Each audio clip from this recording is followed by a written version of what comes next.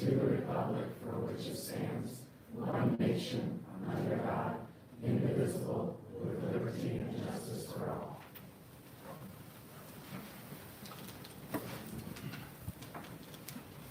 Okay. Good evening, everybody, for coming tonight. Appreciate it. Before I ask for approval of the agenda, is there anything that needs to be pulled from the consent agenda and added to the agenda tonight? No? Okay. Mr. President, I move that we approve the agenda as presented with the following amendments. Add item E4C, consider approval of list number 5, students requesting medical exemption for remote learning. Second. A motion made by Laura, and seconded by Dana. All approved, please say aye. Aye. Aye. Opposed? Motion carries. Okay, anything from delegation, public comments? Outside, thank you. Okay, we recognition of the Crystal Apple finalist.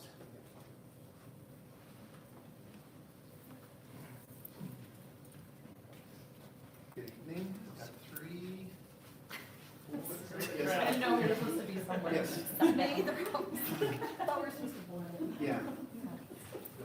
Hi, I'm Roy Sess. I'm the chairman of the Crystal Apple Committee. I've been the chair for 18 years. Micah Bunch couldn't make it this evening. She has a sick child. I've got 5 of the 6 finalists here with me. Alice Hill couldn't make it because she's getting ready for the musical this weekend. So since 1995, the Garden City Area Chamber of Commerce Crystal Apple Teacher Recognition Awards Program is a regionally acclaimed county-wide event. The Crystal Apple Awards, held during this month of November, demonstrates that the business community is committed to supporting local educators who are preparing our future leaders. Really, many thanks goes out to Laura Boers, Boers Law PA, and Cox Communication as the key sponsors for this event. The Community Awareness Recognition Education Committee is made up of representatives of the Chamber and the business community. Now, the eligibility for the teachers is early childhood through 12th grade, certified teachers currently under contract and in good standing with the school and in the classroom. And these are 4 county-wide schools, including Bible Christian Academy, Garden City Public Schools, Hopeland Public Schools, St. Dominic, and St. Mary Catholic Schools. And those teachers are eligible to participate in the Crystal Apple Teacher Recognition Program. Now, teachers may be full-time or part-time, special education, counselors or librarians, substitutes, and certified support staff personnel such as psychologists, social workers, and others are ineligible to participate in this program, as well as former or previous Crystal Apple teachers. They're also ineligible because they've already won the award.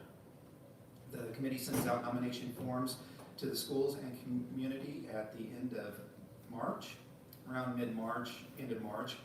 And then the deadline is at the end of May. We get those nominations in. We send out an application form out to the teachers, and that deadline is around the end of July, first part of August. So we have our first committee that goes through a blind read process, and there's 3 judges that does that. That whittles it down to 12 semifinalists. Then the next round goes to a set of 3 judges that does an interview process. And then that whittles it down to 6. Then we take balloons out and surprise them, these people behind me, in their classrooms and congratulate them as the finalists for the 2020 Crystal Apple Teachers. Then in the final round, we have 3 committee members that go out and observe them in their classroom, and this group actually determines who the 3 Crystal Apple teachers are for the year. Now, the top 3 finalists will be named as the 2021 Crystal Apple Teachers of Finney County at the awards banquet that will be held on Thursday, November 18th at the Clarion Inn. The 3 Crystal Apple Award recipients each receive a certificate, an engraved Crystal Apple, an iPad, a $1,000 cash award. And the 3 finalists don't go away empty-handed. They also receive a certificate and a $250 award. The 6 teachers from Garden City Public Schools this year have been named finalists, and they include Trista Bailey from Garden City High School, Delana Billinger, right here, right beside me from Gertrude Walker Elementary School, Emily Hamlin from Garden City High School. Alice Hill can't be here this evening. Lisa Jewell from GC Achieve at J.D. Adams Hall, and Laura Walsh from Charles O. Stone's Intermediate Center. So congratulations to those 6. We have very outstanding teachers. Each of the committees, it was very hard this year. It took a lot of time, sweat, tears to get to these 6 teachers. So we do have outstanding teachers. Again, it's for all teachers in Finney County, but this year it's actually 6 teachers from Garden City Public Schools. Any questions? Thank you very much. And Thank you please very give them much. a round of applause.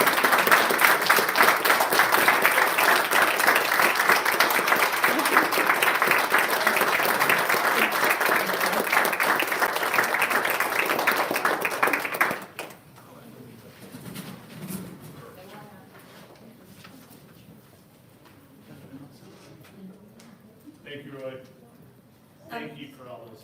If I can add, Micah and I presented this weekend about the Crystal Apple Awards, and Pratt is looking at copying us, and trying to maybe do this, and they're trying to figure out how to make it work, because they have a smaller school district, Skyline, I think, next to Pratt, and trying to figure out, because I guess there's a big rivalry, and like some of the business will only contribute if it's Skyline, and some will only contribute if it's Pratt, and they won't do it if it's both. Is what the conversation was, so we'll see if they're able to make that work. So, but that would be really neat if they could get it going, so get it, the businesses doing it somewhere else too. So. Awesome, and thank you for supporting that. Okay, moving on, building presentation, Kenneth Henderson Middle School.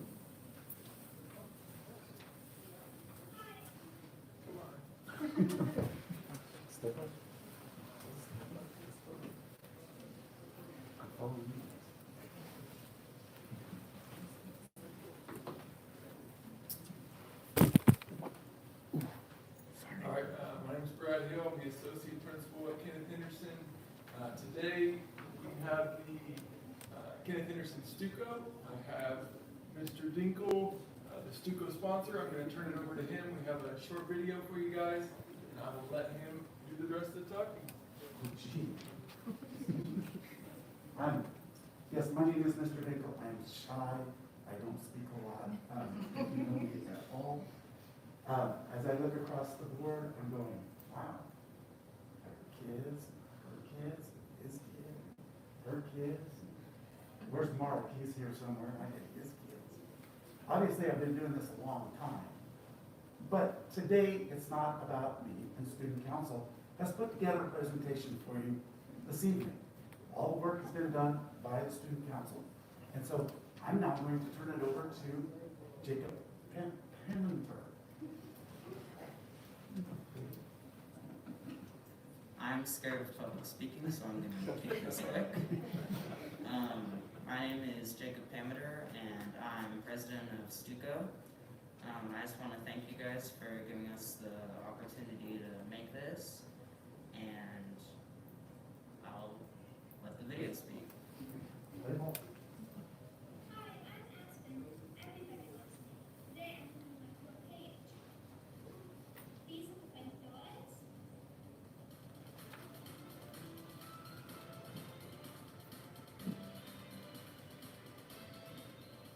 This is the front office where the office people live.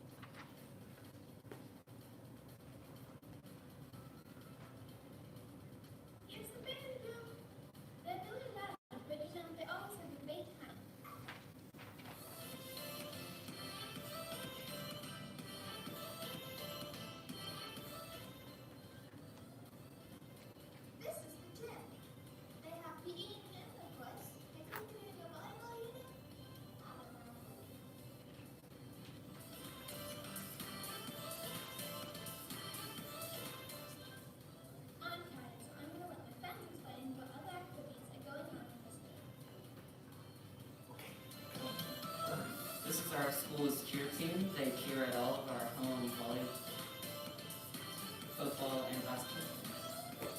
And this is our volleyball team.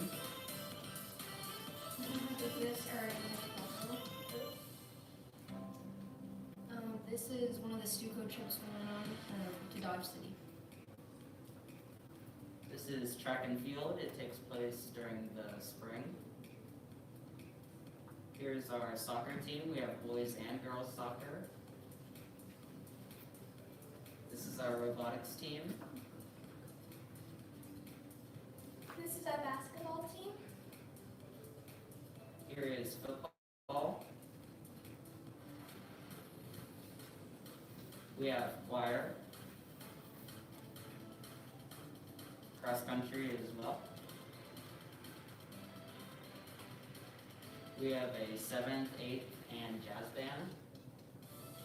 Here's our orchestra. Those are 3 of our award winners from last year. Here's our wrestling team, that's going on now. This is Halo, it's one of our clubs after school. This is Avid. I'm back. This was step 1 of method, but if all goes according to it, we will no longer be the Kenneth Henderson Falcons. We will be the Kenneth Henderson Buggies. Thanks for watching.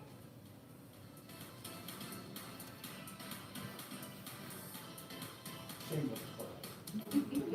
And in addition to the activities you saw, we didn't have pictures for them, but for the first time this year, we are having a girls wrestling team, a scholars bowl, and an after-school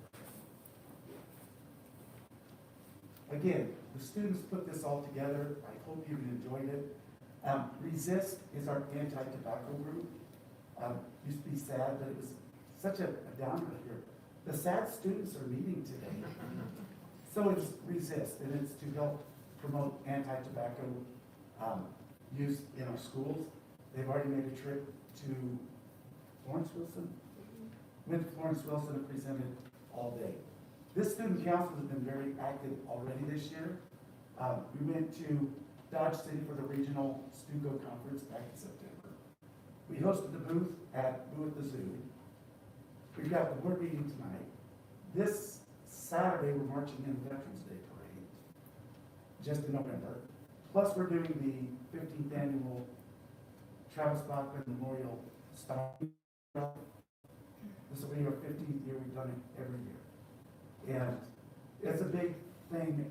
Several students from Kenneth Henderson have actually gone into the military out of Kenneth Henderson, including my son. He's never served overseas during the holidays, but I know how important it is. So it's just giving the kids in our school an opportunity to get back. Next month, we are involved in a holiday parade. So that's just this year, this semester. They've got big plans next semester. Again, we thank you all for inviting us out tonight. I'm going to let them each come by one at a time and introduce themselves. Some of them are kind of shy. You'd never know it from having them in class.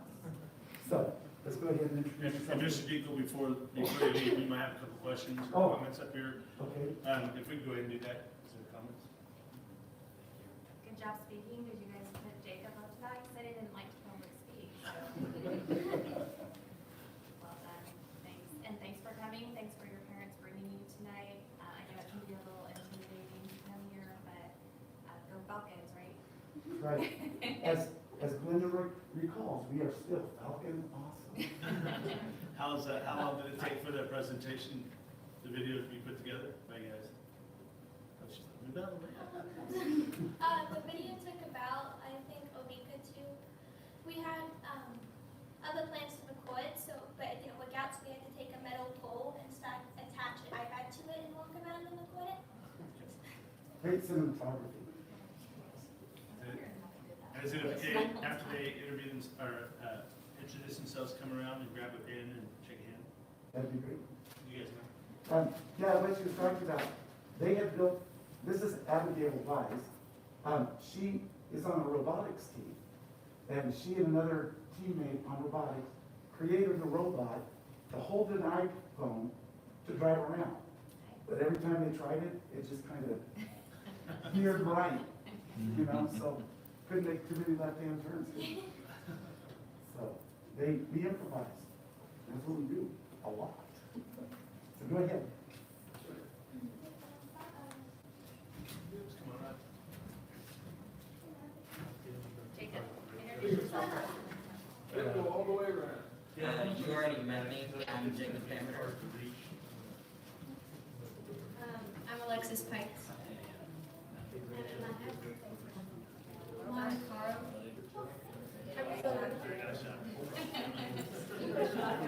Thanks for coming.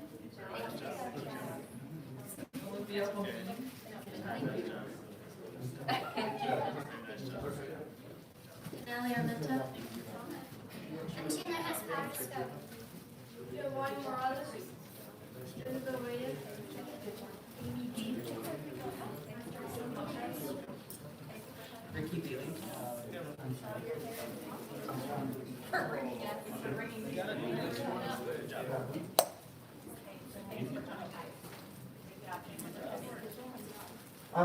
This is 13 of our 30 in student council this year. My co-sponsor, Shirley Creedon, was unable to be here tonight due to health issues. So, but thank you so much. I can reach across. I'm sorry. I bet you have And here's a couple things for you. all right. That's all your work. Back next year. I'm ready. Okay, that's for months. Yes. Thank you.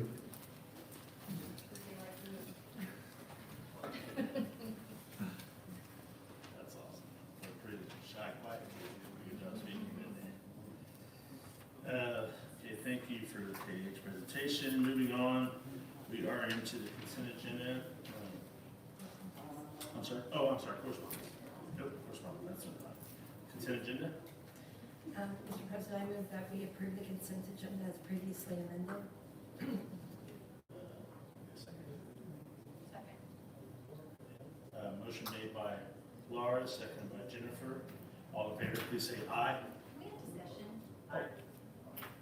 Yes, concession. Did you want to start? No. Okay. I just wanted to highlight on the Mammoth agreement, and I just wanted to ask a quick question that I didn't get a chance to ask. How often will we redo the turf on that? So the turf is part of our long-range facilities plan, and it's about a 10-year cycle. This turf will come with a 10-year warranty and a 10-year maintenance program from the installer that's built into the cost.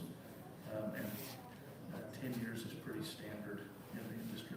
Okay, on the long-range facilities plan, I felt like we talked about it, but I didn't have a chance to make sure on that, so, thank you. Just right, Okay, Tom. yours is on. Dana, you need to turn yours on so people can hear you, please. Thank you. Testing. Well, think about it, by the time we get moved back over there, you'll be I'll pros. think of it. You'll be pros at it.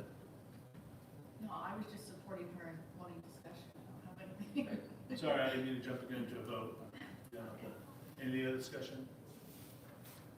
So the consent agenda? No, I might just say too, you know, that term has been a long-standing conversation there since the community came into three of those type of fields. And I think last time the board had a very lively conversation about it was back with Memorial Stadium. And I, for one, thought, well, one of these maybe ought to be grass, but I can tell you, you crunch the numbers, it just works out better maintenance and safety and all of that to have these fields replaced when they need to be replaced and when we're able to get the construction work done. So I sure appreciate their getting on that and that we're able as a board to get that work done. Thank you, Mark. Okay, all in favor, please say aye. Aye. Opposed? Motion carries.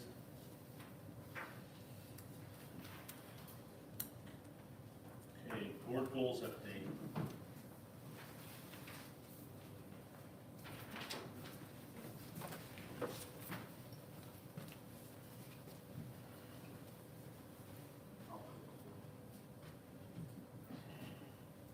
Twenty 2021 graduation rates.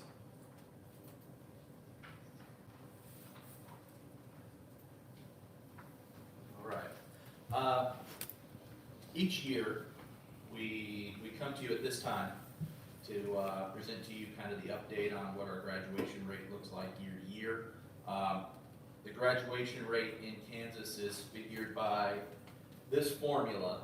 It's basically when you first enroll as a high school student, the clock starts ticking, and you have 4 years to complete graduation.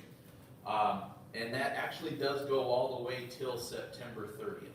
So that's kind of why we do this now at the beginning of November, because anyone who graduates up till September 30th can be included in this count. Then we spend the month of October making sure the data is correct and everyone is counted properly and sign off on things, and then it becomes official in November. So this formula is essentially anyone who graduated divided by all the students that came in the fall of 2017, and then all of the transfers in and out for one reason or another. So that's how we got to the 2021 graduation rate. This is a hard and fast formula. It's the same formula that every school in the nation uses to compare graduation numbers.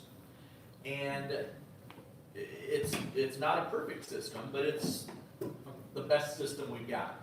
Okay, for an example of the rigidity in this formula, it essentially ends up being the school that a kid enrolls in last counts. So, for instance, Garden City High School this last year, we had a student move in the first week of May. That student had moved to Garden City because they were part of the foster care system and were in the group home that was established in town. 1 week later, that student turned 18. And when you turn 18, you're not in the foster system anymore. So then she left the group home, dropped out of school, and counted as a non-graduate towards Garden City High School, even though she had never attended a full day of classes at Garden City High School. We were just the last school that the student enrolled in. So it's not a perfect system by any means, but it's one where everyone is kind of counted and measured the same way. So the formula applies to everybody. We've got a lot of things going for us and against us, some factors that every year we talk about influencing our graduation rate. We do have a very migratory population in Garden City. We have a lot of kids that come and go and have gaps in their schooling, and you know, the clock doesn't stop ticking. It's 4 years. It doesn't matter if there's a gap in the learning in there or not. It's 4 years from the time they first enroll in a high school somewhere. Of course, all of our languages in our ELL population also figure into things. You know, sometimes some of the students that we might get that might be part of a refugee organization or come to Garden City for different reasons may have huge gaps in their schooling. But 4 years, you've got 4 years to meet the requirements. We sometimes have kids that haven't been to school in 2 years, 3 years, 4 years, more years. But when they land at Garden City High School, if it's the first time they've enrolled in school, we have 4 years. Sometimes they have enrolled in another school, then taken a gap for a couple of years, and then they come to Garden City High School, and well, the clock started ticking a couple of years ago. So we've got some things that go, we work, you know, it's work against us that we work with. But we've got a lot of things that work in our favor too, and a lot of things that you as a board have supported that have worked in our favor. I think that our layout, our academy system, making a big school essentially smaller, especially our 9th grade academy, has been a positive factor.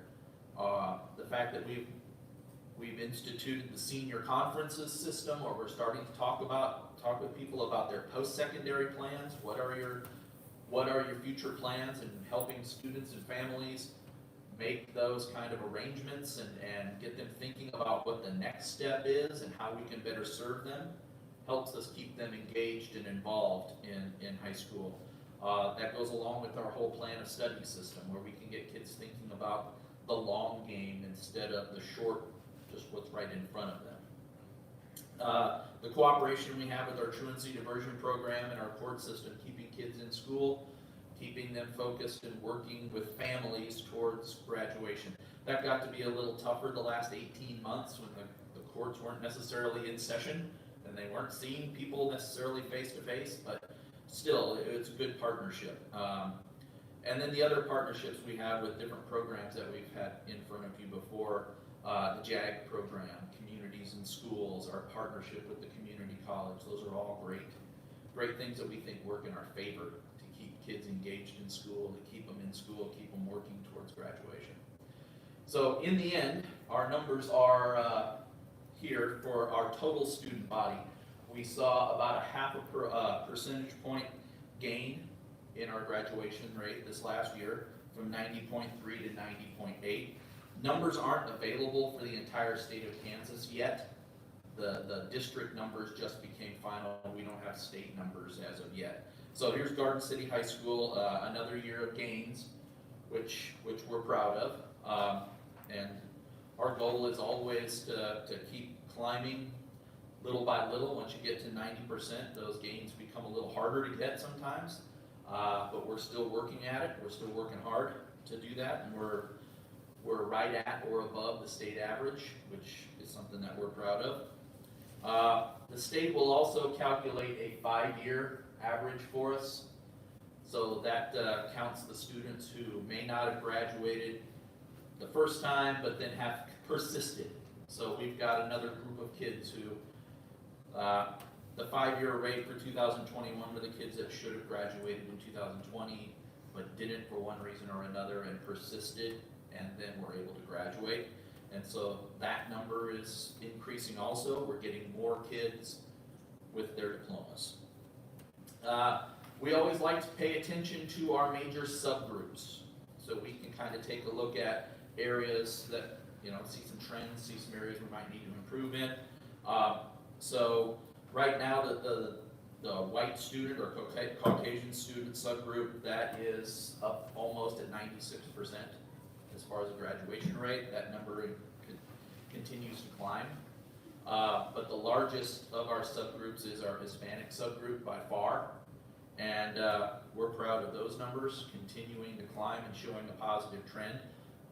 That's great for Garden City High School. It's great for our community. And that we continue to be well above the state average. And we're pretty proud of that. Our kids have worked really hard, and we've really tried the last few years especially to engage our families and to keep kids in school. Another subgroup that we take a look at, it's also one of our very large subgroups, is a free and reduced lunch subgroup, and you'll notice this subgroup goes up and down and up and down. And this subgroup is a little harder for us to tackle because the students who make that subgroup up, we don't get those names. The federal government, if you belong to the free and reduced lunch program, we can't drill in and see who those kids are. So that one becomes a little more difficult as we look at the data to kind of really drill in. But we've despite us going kind of a little up and down by a percentage point and a half this last year, we're still well above what the state average is for that subgroup. And then our last subgroup, or no, we've got two more. ELL subgroups is another large subgroup, and one that we consistently outpace the rest of the state. That one is another very large subgroup for us, so we're going to start to take a look at ways that we can better serve that ELL program. A lot of the kids that I talked about earlier that are coming in and have a little more migrant background, they're going to fall into the ESL program sometimes, and so that one is an area of concern where we need to work with our ESL program and see how we can continue to better serve those kids. But once again, we are consistently outperforming the state And then the last subgroup is the students with disabilities. This is our smallest of our subgroups. In order to have a subgroup that counts for the state reporting, you've got to have 30 kids in it. And so with the students with disabilities subgroup, that number is just a little bit above 30, kind of a small subgroup. So there's a lot of variability in there. One kid can swing 3% or more in this subgroup. And so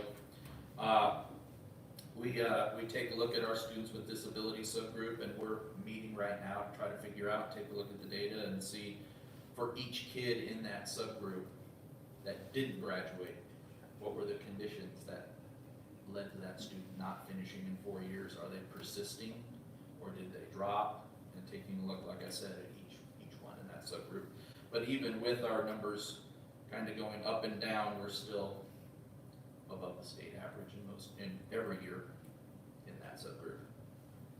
So moving from here for Garden City High School, we need to take a look at, continue to take a look at how we do credit recovery, how we do academic interventions for kids that have fallen behind, how we work at setting up programs to keep them persisting towards graduation and recovering those credits. Keep looking at all of our subgroups as we've been doing and identifying any trends. What do we see as a big issue? What do we see as bigger trends? If we have some subgroup that continues multiple years to be trending in a certain direction, trending downward, we really need to take a look at that subgroup and find out why, and see what we can do about changing that trajectory. We continue to work with our systems for early warning and getting to kids before they're in danger of not graduating and doing intervention there. In the last couple of years, thanks to your cooperation, we've added an at-risk counselor, which that is going to pay big dividends in communicating with families and working, just focusing on those kids that might be at risk as freshmen or sophomores before they get to junior or senior status, and we've got an issue. We've also added on the K-State Career Advisor to be talking with kids and families, and like I said, trying to play the long game, trying to get them to look at the future and make good academic plans and future career plans and keep them in school. Our continued partner with truancy and our truancy office, or our truancy attorneys and the truancy system here in town. We've got a good partnership with them, and our increased interventions in academics. We also want to continue those partnerships with JAG, communities and schools, and then especially with the increased partnerships with the community college and the new vocational programs that we've been adding, the things like the automotive, the construction, the manicuring, those kind of programs that can help keep kids in school, help keep kids persisting towards graduation. So Lucas will finish up here for us. Do you want us to ask any questions now, or do you want to wait? I don't, however you guys want to do it. Yeah, let's ask questions now. Okay, however you guys want to do it. Just a couple of questions Yep. on some of the subgroups. Yep. So are kids then, are they double counted? So for Hispanic kids, are those also ELL kids? They could be. Okay, so Yeah, they're they not could be double counted. differentiated, okay. Yeah. Same with the at-risk. Yeah, kids. you could be white, free reduced lunch, and special education. Okay. You could, yeah. And that was another question that I had with students with disabilities. So that doesn't necessarily mean like any student with an IEP. Yes. It does mean that. That's any student with an IEP. Okay. At any time during their high school career. They could be someone that came in with a gifted IEP and exited partway through their high school career. If they were in that subgroup, they continue to be counted in that subgroup. Okay, so that includes, disability means any child with an IEP. Okay, thank you. Yep. So I Yep. need to make sure on that. Yeah, and then it is a little bit different, a little bit tricky. Like I said, if you were a member of that subgroup at any time during your high school career, you can still count in that subgroup. So you may have been a free and reduced lunch kid as a freshman or a sophomore, but not as a junior and a senior. You were still going to count in So then I do have one last question, and that's just, so how do you get on the 5-year track then? It just happens and then Yes, you track that data? they just automatically collect that data for the students that persist and then eventually graduate. So they keep track of they'll keep track of the kids in 2017 that started but didn't finish. If they finish sometime in this next year, they'll be reported in next year's 5-year rate. So when you say they didn't finish, does that mean that they didn't pass classes, they didn't take the number of credits needed, Yes. or both? Both. Both of Could be both. Could be a student that, one reason or another, either fell short of getting our 24 credits sometime before September 30th of the year they were supposed to graduate. So, they were kids that were supposed to be on track to walk across the stage in May. One reason or another didn't have the credits, but the kids that graduated persisted, and if they get it done before September 30th, they count on this year's rate. Some of them are still working now. Some of them are still enrolled at the high school now, trying to finish up, and they'll be on next year's 5-year number. Do we get dinged for that 5-year number? We do. No, the 5-year number is really an interesting thing. I'm glad you asked, because it really, as far as I know, Dr. Carlin, it really doesn't get us anything. We don't get any, the only thing that really counts is the 4-year rate, but they publish a 5-year rate, just, they always have. Yeah, it's not really a ding, but it's the metric that the state uses and reports to the federal government as the 4-year graduation rate. Yeah. So, it helps us get an idea of kids that are persisting and that they may not have made it in the 4-year time frame, but they're still trying to work and they're still keeping towards their diploma. And a few meetings ago, we looked at that post-secondary success metric. If they don't graduate in 4 years, then they're out of that calculation, I Yes. believe.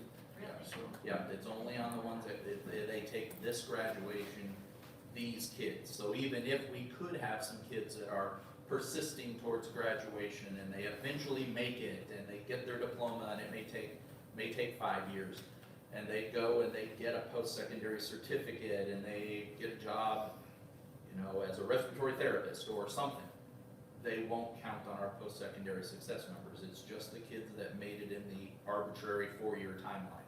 So like I said, it's not a perfect measure, but it's one that's consistent. It's one that everybody uses.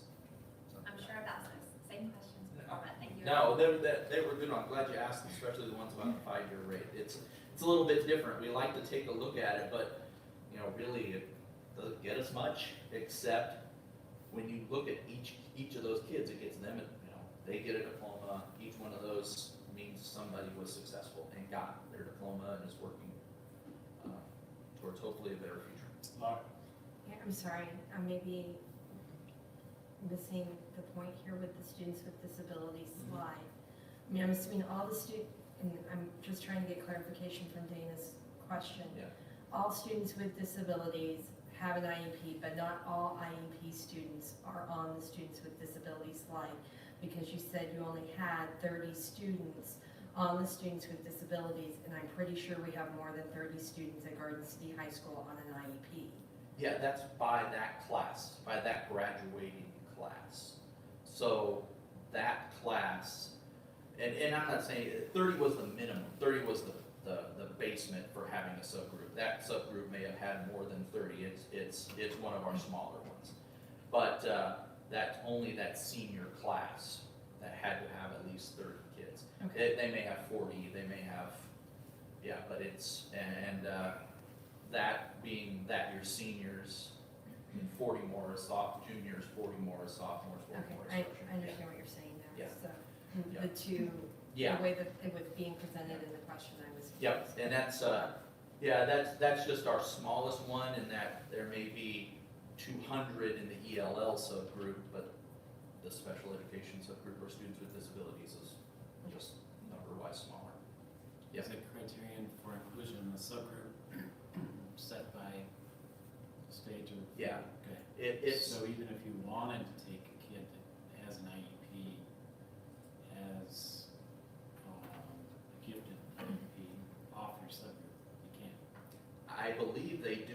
kids system, you may know better about how that stuff works, but if you're collecting money from the state for an ESL student, then they automatically count in that subgroup, for instance. Yeah. Thank you. Okay, I'll let Lucas finish up here talking about this. Can I ask you a quick question? Oh, I'm sorry, Mark, please. Yep. Now, several weeks ago, we had a presentation on counselors. Can you hear me okay? Yeah, yep, Fresh boards. yep. We had a large chunk that showed up there this year for, for COVID reasons, basically, the whole environment. But we had a counselor specifically dealing with that, Yes. I guess you call it a subgroup. And I applaud that, and that's a lot of work, but that is another example, I think, of that, to add to that long list that staff at Garden City High School is doing to make sure that kids get up to grade level, even in high school. So I just want to make sure that that really qualifies on that list. Yeah, that at-risk counselor that deals, his caseload is really just those students who have fallen behind the rest of their class on their track to graduation. You know, a freshman should have roughly 6 credits to be on track. 6 credits each year for your 4 years of high school gets you your 24 to graduate. Those kids that didn't, they're now behind their cohort. They need a special academic plan to recover credits. We need to be working with families. We need to be talking about night school. We need to be talking about summer school.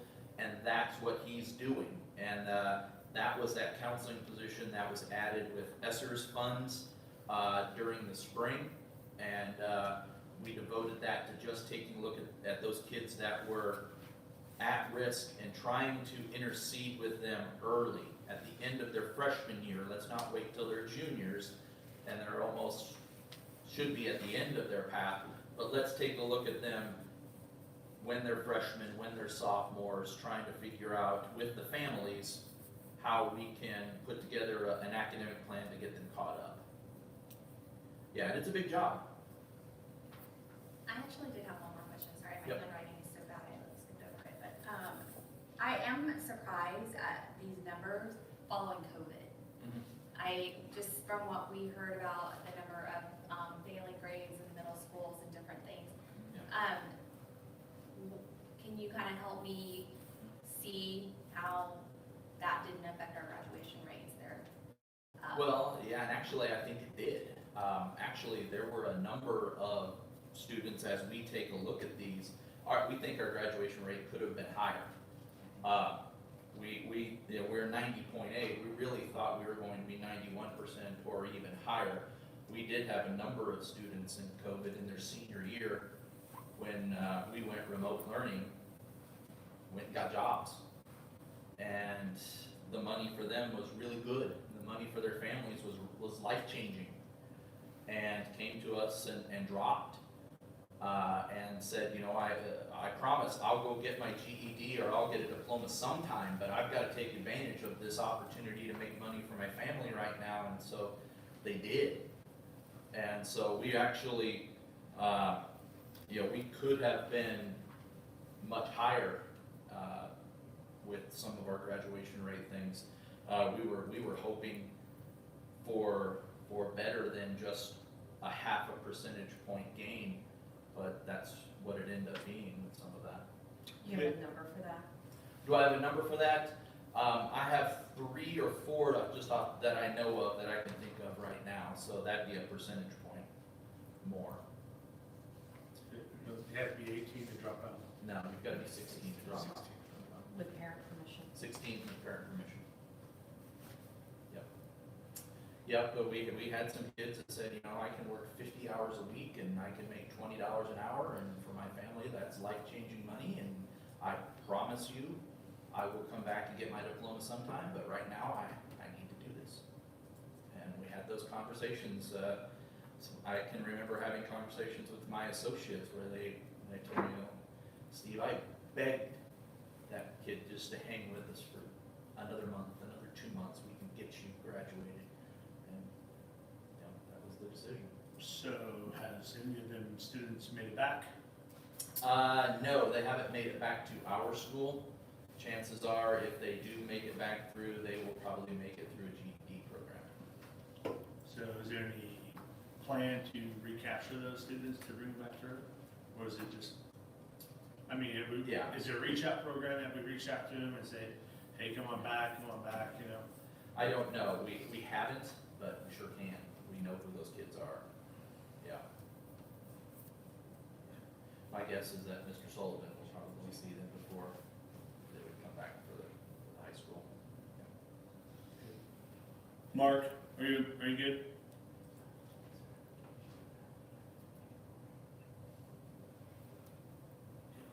Sorry, yes, I'm good.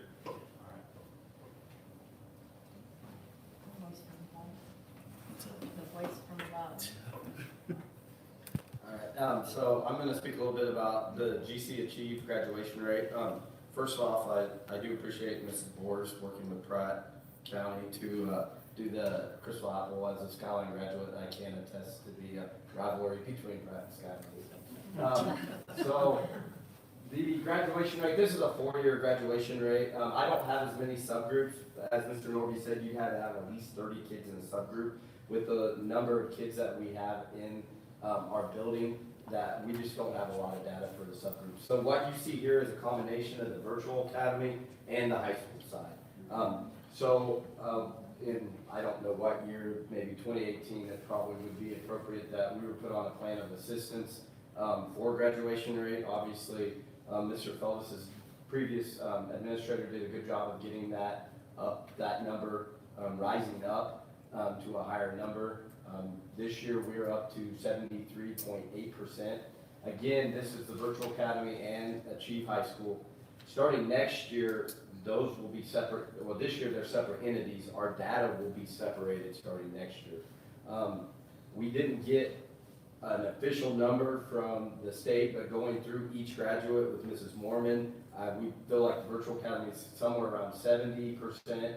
And then the high school graduation rate was up near 78 or 79, but this is what we have to work with from the state. Does that kind of make sense? So next year, they'll be separated out. There'll be the high school, and then there'll be the virtual academy. So interventions that we have for graduation, obviously a 21 credit hours program for students that get behind. Our criteria for admission for our kids, our seniors that are on track to graduate, or not on track to graduate from GCHS, but could graduate on time with us. So Mr. Norby was talking about some of those kids that maybe were close. They would be closer to 21 than 24. They may leave, they may come back. When they re-enroll, a lot of times the enrollment office will say, hey, look, this kid can graduate with you. They're a lot closer. Will you take them? And we take those type of kids when they come back to us, if they choose to come back. You know, some of them continue working, some of them get their GED, but the enrollment office will call up and say, hey, we've got a kid that could, you know, graduate on time with you guys. And so that's one group that we try to go after. Rollbacks that are not on track to graduate from GCS but could graduate on time at GC Achieve, the freshmores. The number is staggering, as Mr. Norby had said, the freshmores. So I don't know, we are going to be able to take some of those kids. We're working to get maybe some more teachers. Our core classes are getting to the point where it's no longer an alternative setting. Once you get up to 18, 19 kids in a math or ELA classroom, it starts to not look like an alternative or a non-traditional setting. So we're working to get more, maybe some more teachers so we could accommodate some of those freshmores. And then we also, and I just wanted to go over our criteria for bringing folks in. I don't have that on the slide. And then the third is just kids that maybe want a smaller setting. They may have anxiety. They may want to go to the Automotive Program. And with that, so interventions we have at Achieve. In our Ingenuity Lab, we have support. This year we hired, the state said previously students with IEPs, we could not accommodate them. We did not have a special education teacher at the high school portion at the virtual academy. So we do have a certified special ed teacher. We have students that have IEPs. In our building, the state came in and said part of the graduation process, you need to have that ability to take on those students. So we have that teacher is supporting the classified staff member in our Ingenuity lab and helping those students that are on IEPs. We also have an intervention para, which is new to us this year. He's been pulling those students that maybe are fifth-year seniors, but they could graduate before that September 30th cutoff date, and he'll take them and work with them one-on-one. Let's get you through the Ingenuity, let's get you through maybe the class you need, and so there's a little bit more of that one-on-one. We have that ability to pull students. We have a number of fifth-year seniors that will count towards our five-year cohort, but not our 4-year that he's working with right now. Let's finish up what you have done, or what we can get done. Another thing we've done is a later start time. Truancy was a big issue in our building with our at-risk students. It's better. It's not perfect. We work with the truancy officer, same truancy officer GCHS has. But our new start time of 8:20, we have seen attendance numbers better. If we can get the kids there in the morning on time, we see a lot better chance of graduation. Another thing that the state came in and said, you've got to allow, previously freshmen were not allowed at GC, or the Garden City Alternative formerly, and Garden City Achieve. Now we're allowing freshmen to come in. We have a handful of freshmen. We're going to work with Horace Good and KH. Maybe there's a kid that has anxiety. Maybe there's a kid that wants to go into the automotive program. Maybe there's a kid that will fit our smaller setting, and they just want to graduate early and work in the family business or whatever it might be. So we're going to start grabbing more freshmen. The state, obviously if a kid starts with us as a freshman, they're going to have a better chance of graduating with the 21 credit hours. We have a lot of the same partnerships as GCHS. The Jobs Across America class, most of our kids take that at some point as an elective. Just gives them more skills towards graduation. There's a block of time in that class that they work on their homework and their other classes. Kansas Gear Up is housed at JDA Hall. Amanda Kennedy, she's the regional coordinator, but she works closely with some kids that might be at risk to get them towards graduation, working on college, career applications, those type of things. We're real excited about the automotive program, which is housed at JD Adams Hall. I had a kid that caught me in the hallway last week, and he goes, I would have dropped out if it wasn't for this program. I come to school on time. I didn't before because they have to be there. It's first thing in the morning. And he's like, I would not have graduated without this program. Now, there's a good chance that he's going to go on to that program at the college. So we've taken a kid that was not going to be a graduate, and now we have somebody that's going to get skills and be successful after college. So I know it's just one kid, but it's those type of stories, and the the carpentry, the other courses at the community college are helpful as well for our kids. But the automotive program, they have to be there early in the morning. Once you get them there, they're there for the day. They're taking their other courses. So that's been huge for. We have about 10 kids in that enrolled right now out of our high school. And then Kansas Learning Network, we meet monthly to work on what are we doing to improve the graduation rate. Obviously, it was not where it needed to be. It's not where it needs to be right now, but we're going to continue to get it up towards the state average. Another thing that's in place is quarter school. So we have our kids gain credit on the quarter because of the 90-minute blocks. So students that are failing, if they have between a 50 and a 59, they have to have 50% at the end of the quarter. They qualify for quarter school. And now they have to come in after school, do it on their own time. We have teachers that come in and provide the necessary work for them to raise their grade. They have a set amount of time. Usually it's 1 to 2 weeks depending on which quarter it is. We have a little bit more flexibility in October than we would over the Christmas and holiday. Once the work's completed and meets the acceptance, so that teacher has to sign off. They provide the work.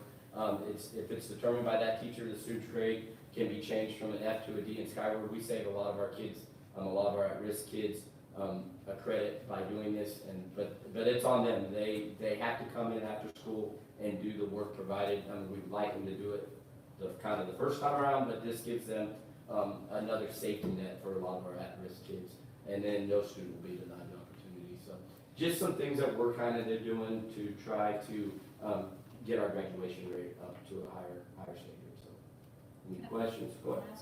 I was curious about the quarter school and if you had numbers on the success rate for that. I do not, but I can provide that for you. So I just signed I have to go through and sign. I just signed all the kids for this last quarter, so we can get those numbers for you and how many grades we've taken and get those from the counselor too in the past.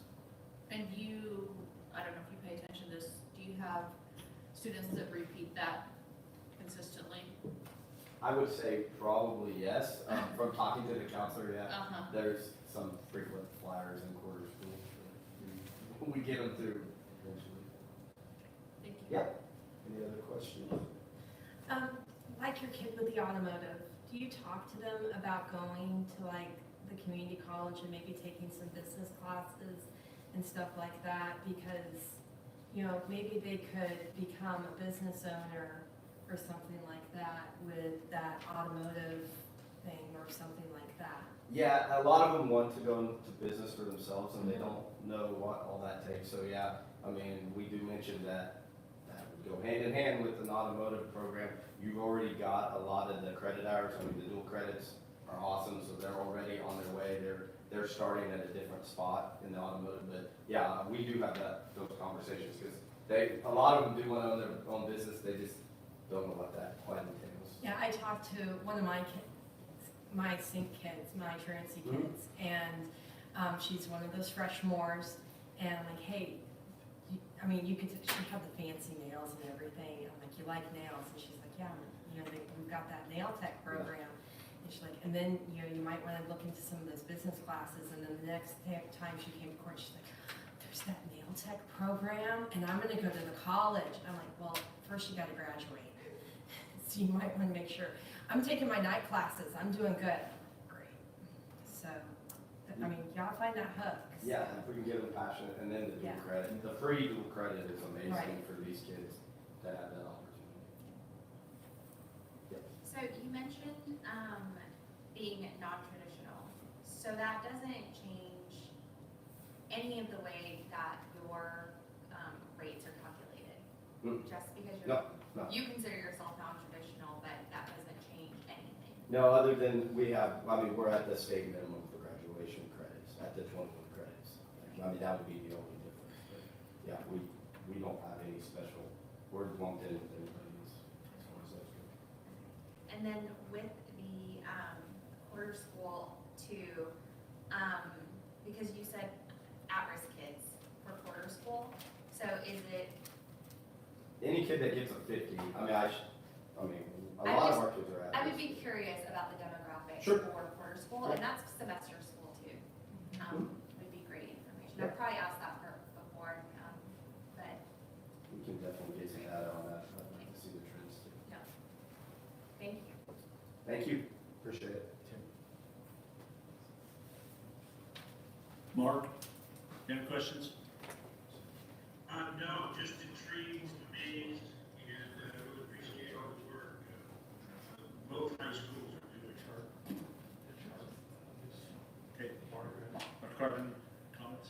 Yeah, I just wanted to first compliment these guys and their staffs on some really great progress. We don't have our district numbers yet.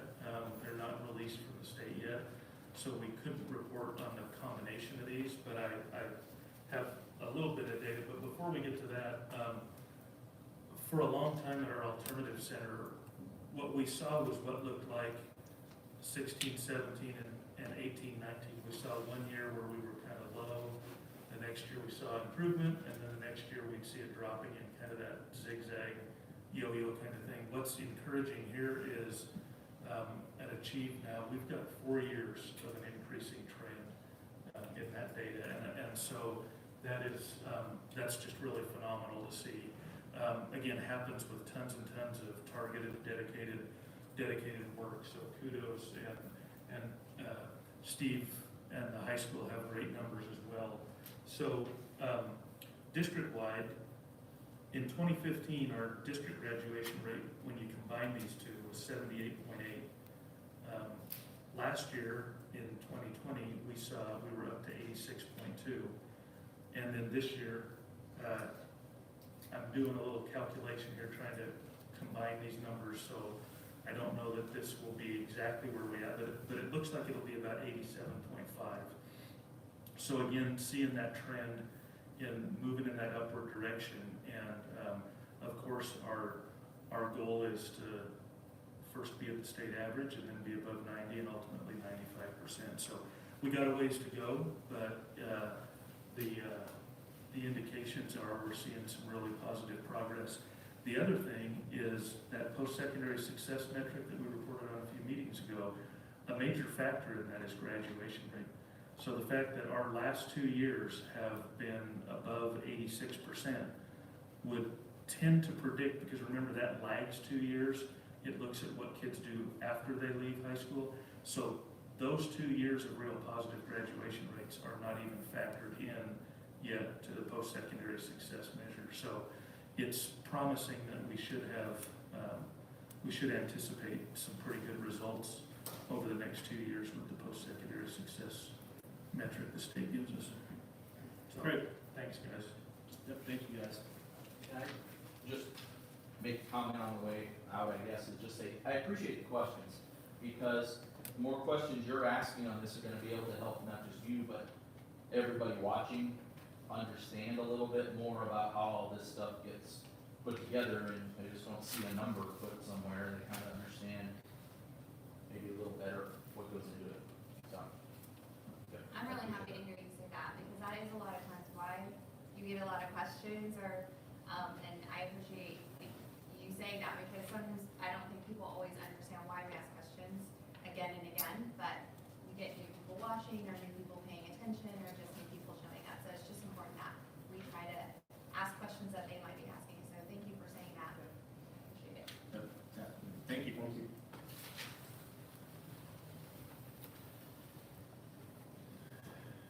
Unfinished business.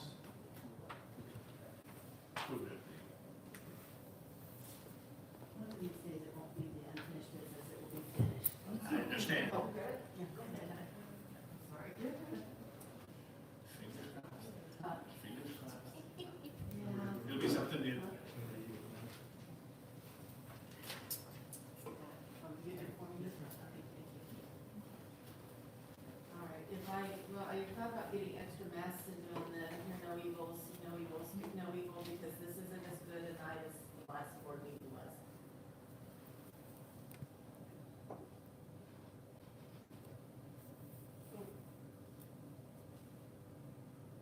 Should be a hot link, there you go.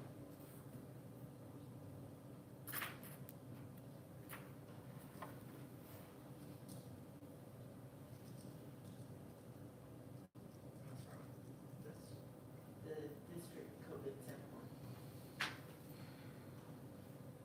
There we go. Okay, positive cases by the week, so this ends 11/5. Did go down just by one, but it was holding steady as of last week. The positivity rate for Finney County dropped just a little bit. She did tell us that they are testing more, so that's going to cause that to change a little bit. Local hospital COVID patients has gone up overall, and it's holding steady. What we typically hear is, yes, it's still 7 or 8 patients every time we have a meeting with the health department. New positive students, you can see that jumped from 21 to 33, and we came real close to beating that week average today. So today we had 19 positive cases, so that number's going to go up next week. Then the average number of students sent home a day dropped, and again, I think we will anticipate that going back up again next week. So we had sent 6 students home from one school by 9 o'clock this morning. So again, I think we're going to see that going back up. Average daily absences by week. The blue is our student absence by day for COVID, and then the top line is all absences. So it trended down just a little bit last week, but our quarantine numbers saw an all-time high today with almost 190 kids in quarantine today.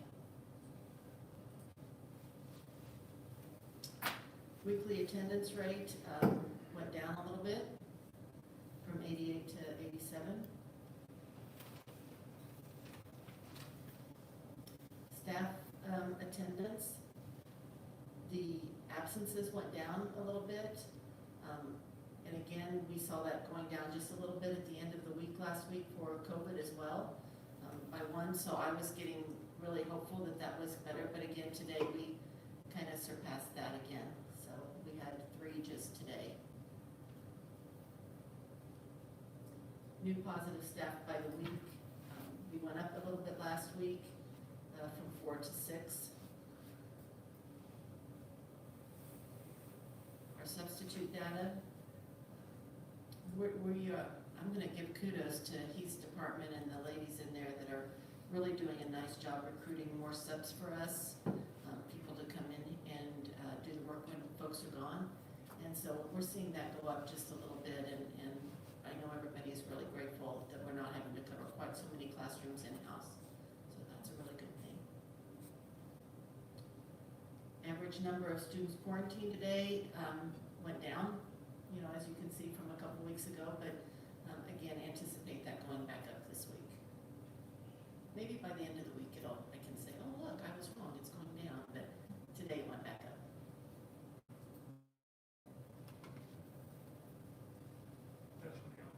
Back to the PowerPoint, so you have to close out of that one.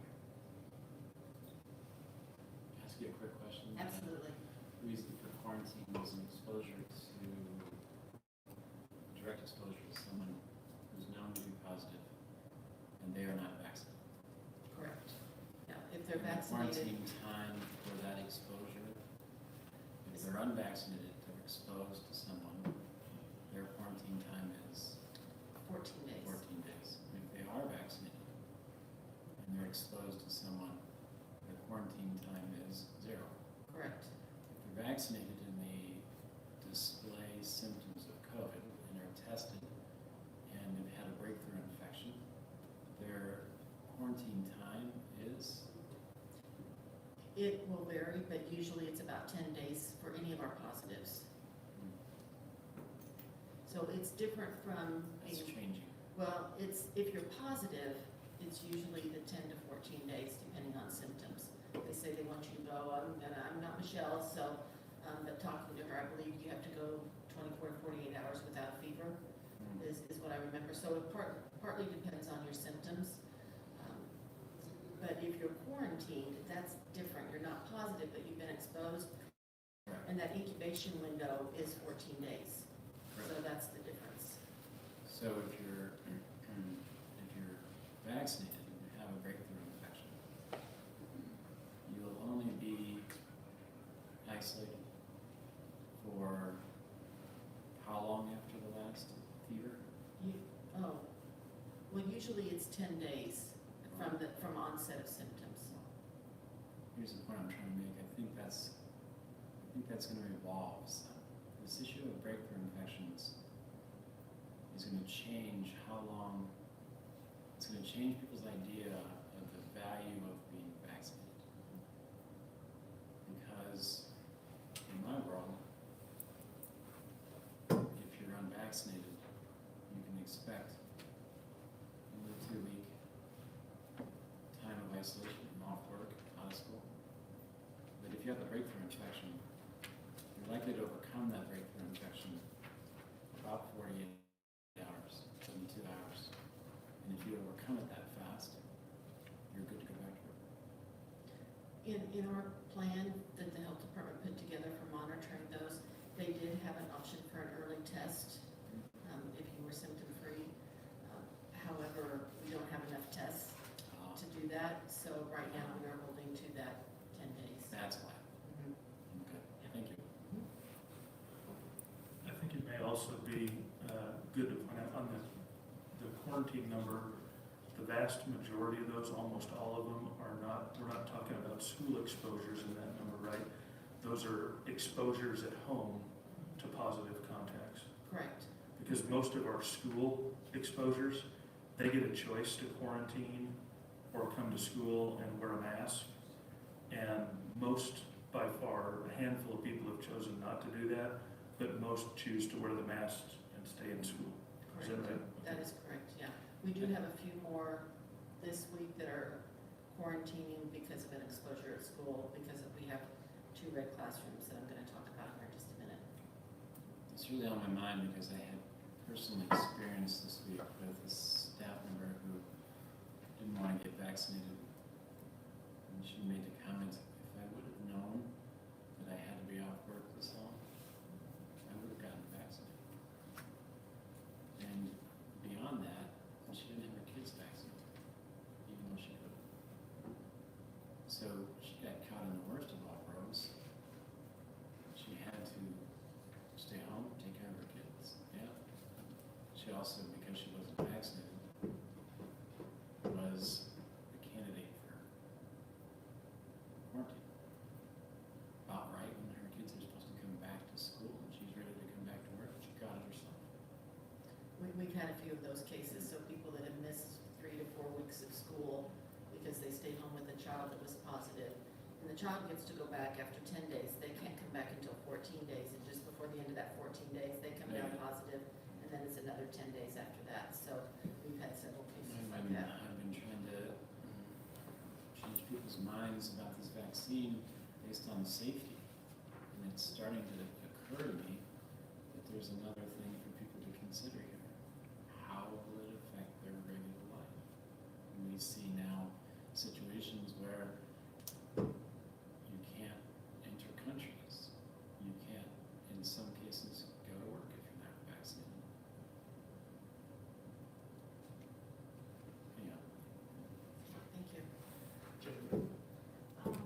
Yeah, and I think Dr. Carlin answered one of them. So the students that are choosing modified quarantine are not included on the quarantine Correct. list. Correct.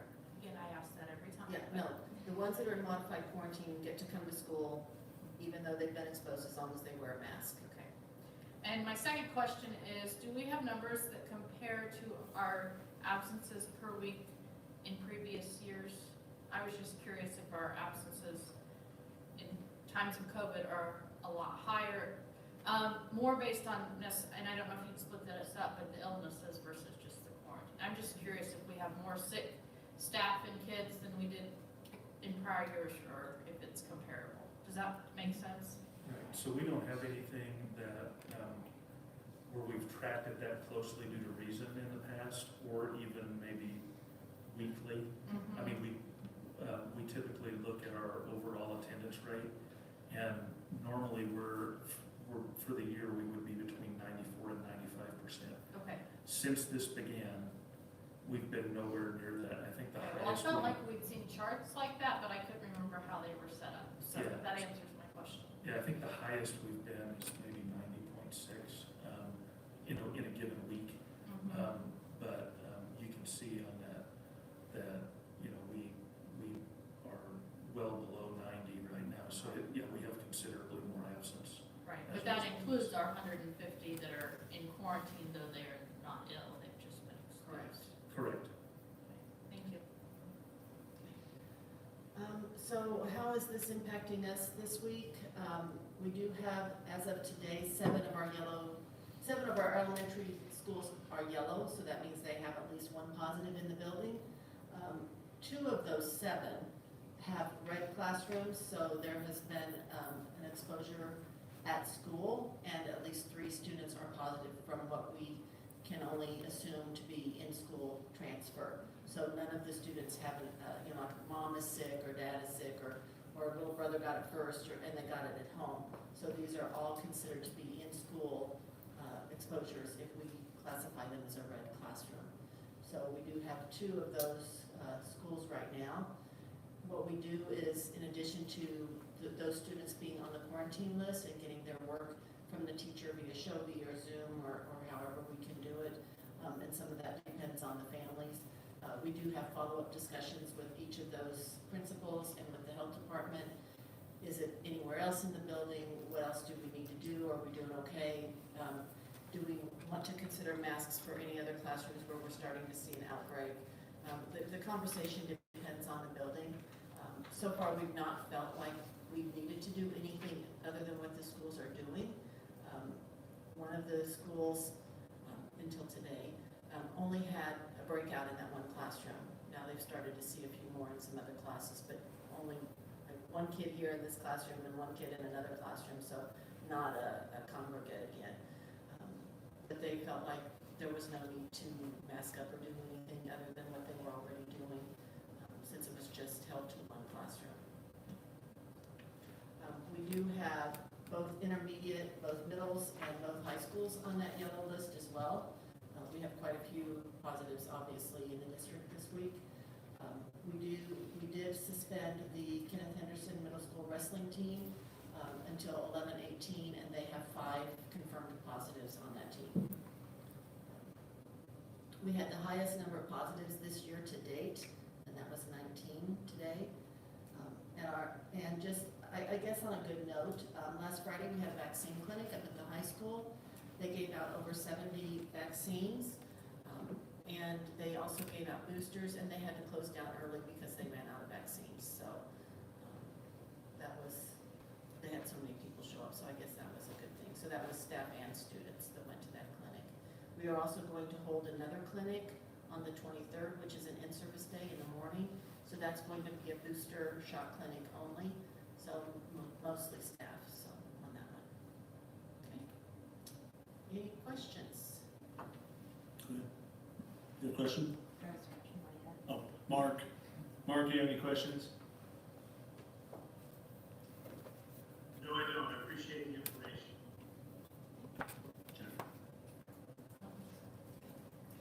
I just have one in terms of parent contact, because I felt like initially, and this is just personal, I mean, I hate to bring it off the table this way, but just because it's on my mind of communicating to parents, I felt like when I was sent the notice, there's been an exposure, then my child was asked to wear a mask. Now I've got like 3 in this last week, one from the high school, 2 from KH. I asked her today, so are you wearing a mask at school? She said no. So are we now getting notices anytime there's any case in the building? So we have 2 letters that go out. We have one that says there's been a positive and an exposure at the school, and we have a second letter that says your child has been deemed a close contact. Okay. All right. That help? Yeah. Maybe it's on So me, but then, yes. at the secondary level, you have to get the close contact letter to wear the mask. Okay. So anybody that's a close contact must wear the mask. Vaccinated or not, they have to wear their mask. If they're vaccinated, there are They exceptions. don't have to. Okay. Okay, thank All right, you. thank you. Anybody else? Okay.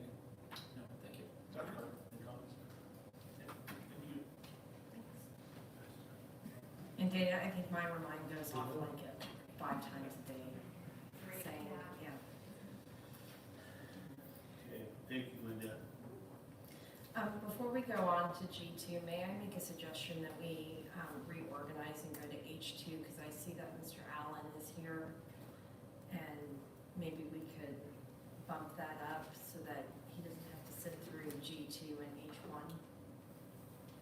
All right. Everybody else okay with that? Mr. Allen, you have the floor.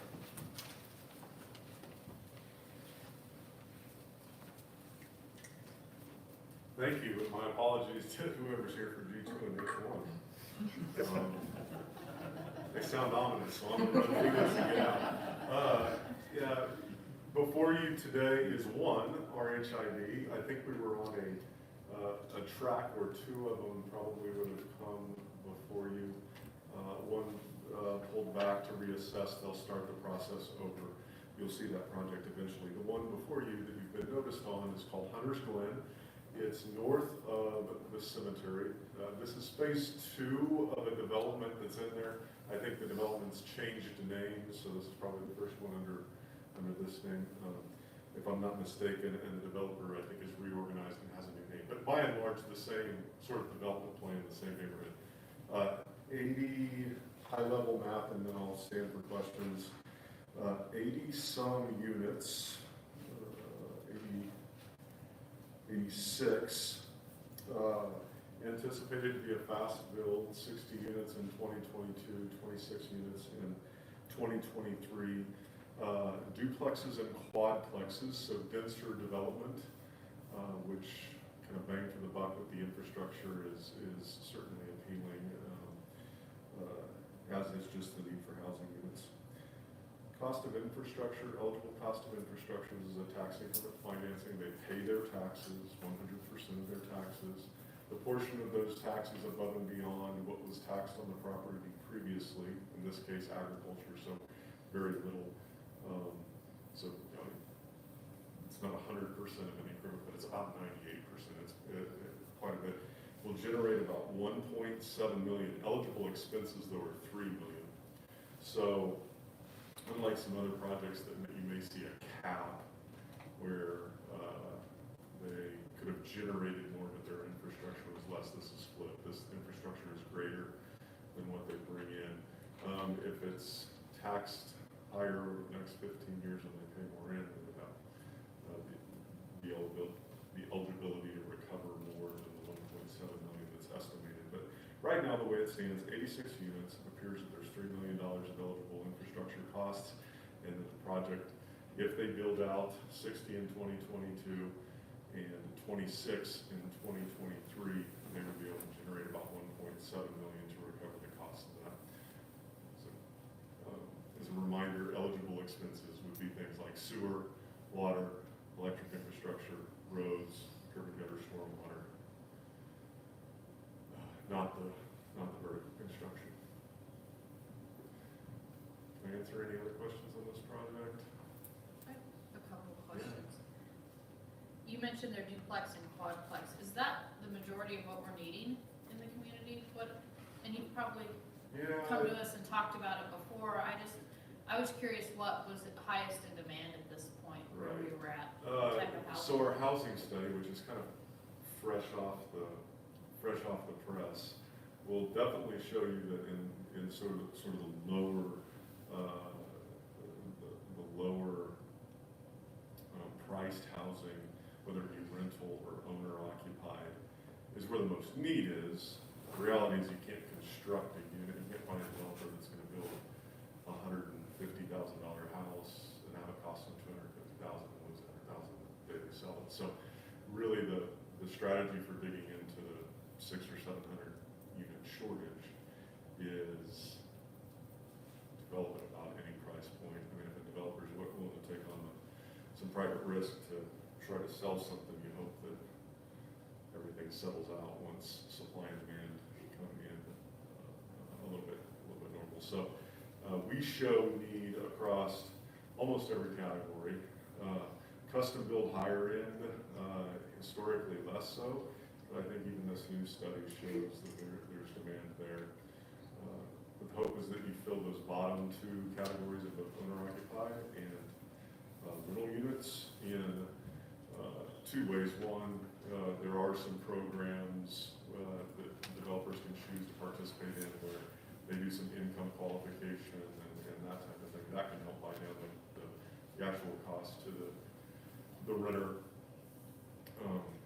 But everything else, you hope the existing stock comes back down in price, and folks are going to do it. It's probably more than $1 million question at this point. Hundreds of $1 million question is where do you build? How do you build? When you're 600 or 700 units short, you just take anything at this point. Other questions? Any questions? The action doesn't require you to take a yes vote. On some occasions you have. If you were to take an action adverse against the development, or if the college were, or if the county were to, it would eliminate the use of this tool. So that's just kind of a refresher on where we're at. You're in a 30-day window. With us, we send out a notification. If you want to take action, you can. It's not necessary to allow the project to continue. Thanks for having me. Thanks for letting me cut in line. I'll figure out who I cut in front of when they clear out. Thanks for letting us use your commission. Thank you.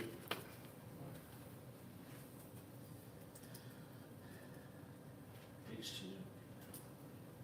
G2, approve the board attorney selection process.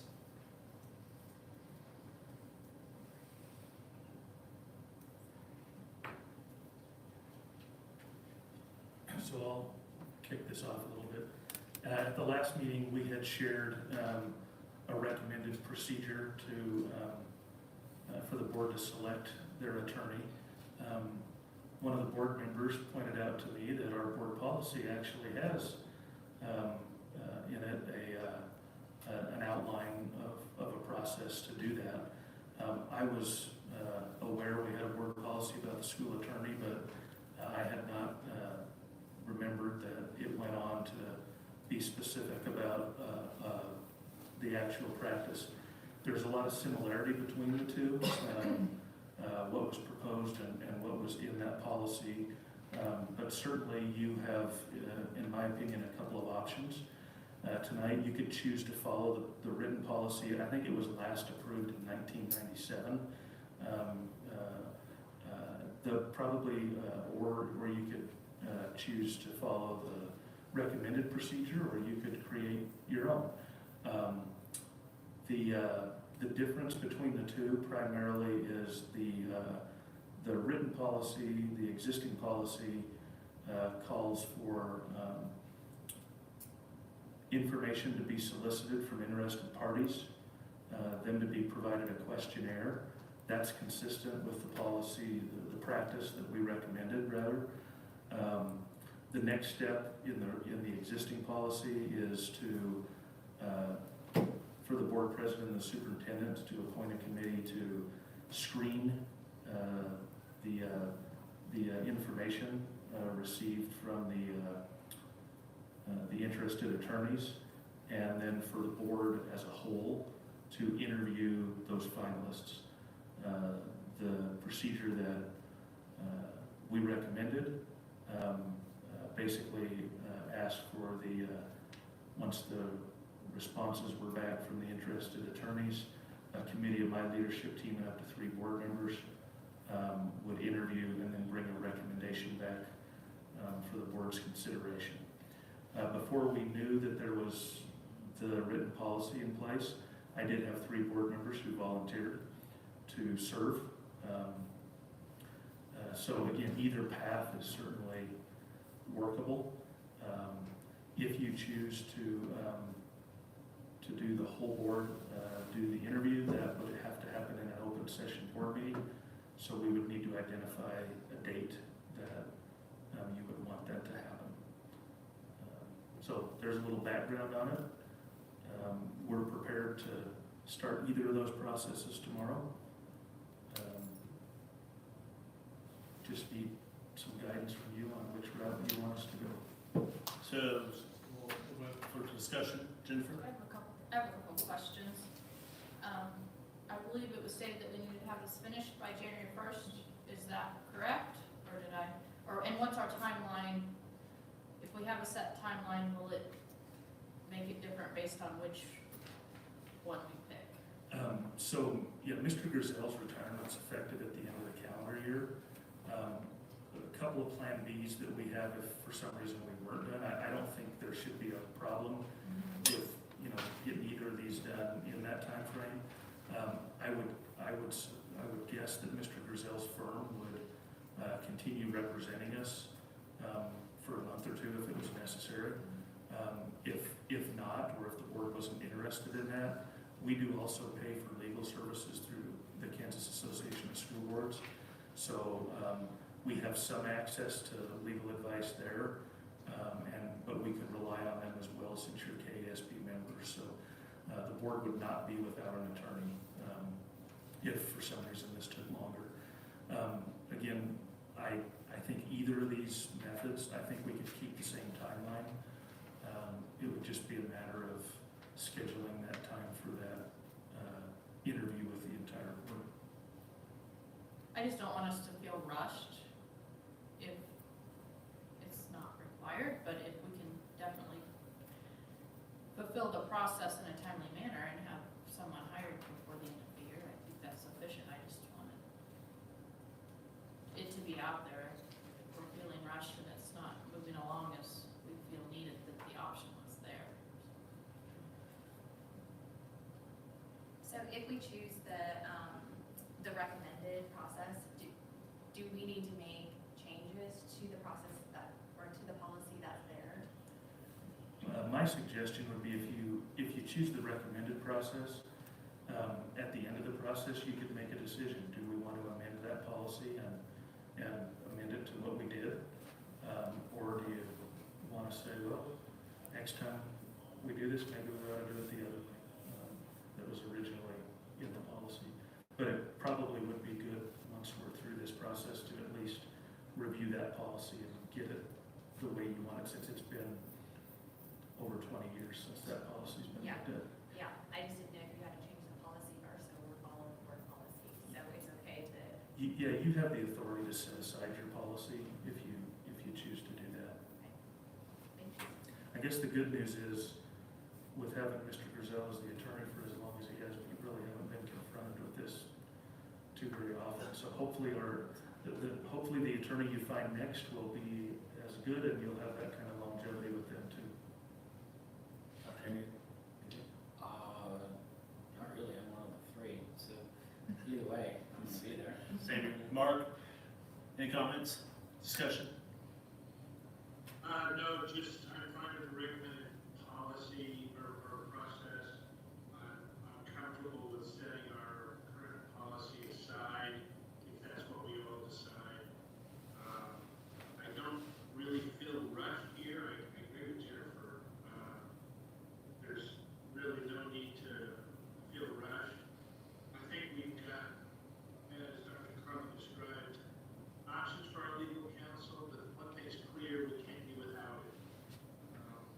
So again, I'm comfortable with the recommended procedure. Laura? I'm probably coming at it from a different perspective as well. I don't know how many options you actually will have in the legal community. I will tell you, going through the college process, it only took a couple of weeks. They did a pre-proposal meeting. There were 4 firms that went. One dropped out because they decided not to do it. So, and I don't know about one of the other ones, whether or not they went through it. So you're looking at maybe 2 or 3 who might even apply. So it's not like you're going to have tons of applications to review. So, I mean, just know that going in. I think you can streamline this and make it pretty simple. So I think going with the streamlined way of doing it with the 3 Board of Education members and the leadership team. I don't even know if you need to do interviews. The college did not. They just reviewed the proposals and then made a recommendation to the college, and the college is voting on it tomorrow. So just some additional information for you guys to consider as well, as to whether or not you need, how in-depth you need to make it. So I have some language here that was provided for some motions, so. Okay. Can I ask, and maybe after the motion, it would be better during No, go discussion. ahead. I was just curious, if these 2 options are very similar, I'm curious as to why we would maybe consider going against policy that's already in there. I feel like as a board, and I'm not trying to talk anybody out of anything, because I don't know either, I'm just questioning it. Often we've promoted following policy unless there was a dire need to go against it, and I'm still trying to process the differences, why we would go with a different recommendation versus staying with the policy. I think the current policy has the full board interview. Right, so I guess position. that's what I'm asking, is what's the weakness with the current policy that would want us to use the recommended one instead? That's my question. Sure. And that's the question I'm asking myself as I decide which way I would vote on that. So I was hoping maybe I could, I'm not trying to start a debate or anything, maybe you guys could help me understand that. Does that make sense? Sure. I would, And you may have been starting to mention that a little bit, or Laura did kind of mention streamlining it. yeah, That the makes sense. only thing I would come up with is that I don't know of any attorney that would want to come up and do a full interview in open session. Mhm. in front of 6 or 7 board members. I am one of the 3 that wants to sit on the interview committee, so. I know I saw it. And that's the basic difference in the two, is that right? Is that really the only Yeah, difference? one's full board, Or is open there session, more than that? one's 3. There's a few, because it says like, a survey questionnaire will be sent to firms. A screening committee will be appointed by the board president, and superintendent will recommend firms to be interviewed. So there's a couple, and I do think that we're streamlining it, with the recommended process, and I agree with Alex, not putting people like maybe in public, like kind of on the spot in public, those were the major differences. And I didn't mean to throw a wrench into the process, I accidentally came upon this policy while looking for something else, but I thought that the board should be aware that there is a policy, so if we're going against policy, we should all be aware of that. And I think it's important for us to have discussion here as to why we would not follow our policy. Does that make sense? Even, because after I started talking, I felt like it sounded like I was against doing the recommendation, and that's not necessarily the case. I just really think that we should communicate as a board as to why we don't follow policy and decide to go with another recommendation. So I just wanted some clarification on that. That's great. Mark? No, good discussion, right on the mark. I think you covered all the points. I'm going to at least start with making a motion then. I'm going to move we use the process recommended at the last Board of Education meeting, which may include interviews to be conducted by the superintendent's leadership team and up to 3 Board of Education members, and a recommendation provided to the full Board of Education to vote on. Motion made by Laura. Second. Motion made by Laura, second by Jennifer. Any other discussion? How would we decide if we are gonna do interviews? Well, I think it was my understanding that you were going to have a screening process, and I think that the screening process of the board members and the leadership team would be able to make a decision. You may have something very clear cut before you as to, with the information that's provided by the firms, as to whether or not you want to interview or not. You may have Randy Grizel 2 versus newbie 1, and it's very clear that you don't want somebody who's just graduated in May handling the board's business versus Randy Grizel 2. Sure. And I Who's believe, gonna decide if we're doing interviews? well, just if I can answer this, I think. I believe we've sent out the RFPs. So after this, we would send out the RFPs, and then once we get those RFPs back, we could actually sit down with the selection committee. That team could sit down and look and decide. And look at and decide to do the interview. It was my understanding, listening to the YouTube of last meeting, that it was the leadership team and the 3 board members who were going to be reviewing all of that. And so that same committee would then decide whether or not you needed to conduct interviews or not. Another comment on that. I haven't done a lot of hiring, that's not in my career field, but I am a little concerned about hiring legal counsel for us as a board or in general without conversing with someone face to face. Even if we only had one candidate, I would be more comfortable having that opportunity, so. Absolutely. That's just my only concern with that. Say, Jennifer, if we go with the motion, and I am indeed one of the 3, I'm right there with you.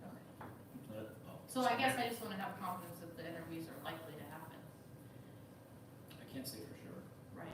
but my sentiment before I get there is, yeah, same thing. So would it make more sense just to leave it in there rather than put may, like keep the would, because that is the intention, but if there's a reason it's not, or does that negate the whole motion? You have to do may just to give leeway. I'm trying to leave leeway for the committee. So you can vote it down, and then someone else can make the motion. But my motion is for May to leave leeway, because I mean, knowing who applied the last time around, knowing my guesses as to who's applying based off of the word on the legal street anyway, as to who's going to apply for this one, I think it's going to be relatively clear cut, but I think you probably will want to interview, but I want to leave it up to you, up to the committee to make that decision. So May gives leeway, Wood does not give leeway. Right. That was my question. Yeah. Thank you. Okay, a motion by Laura, second by Jennifer. Mark, please. Just a quick question. So during the committee, I mean, this is all really good discussion, but I just want to know the details of the board. The three board members that reached out to me were Jennifer, Dr. Hannigan, and Alex.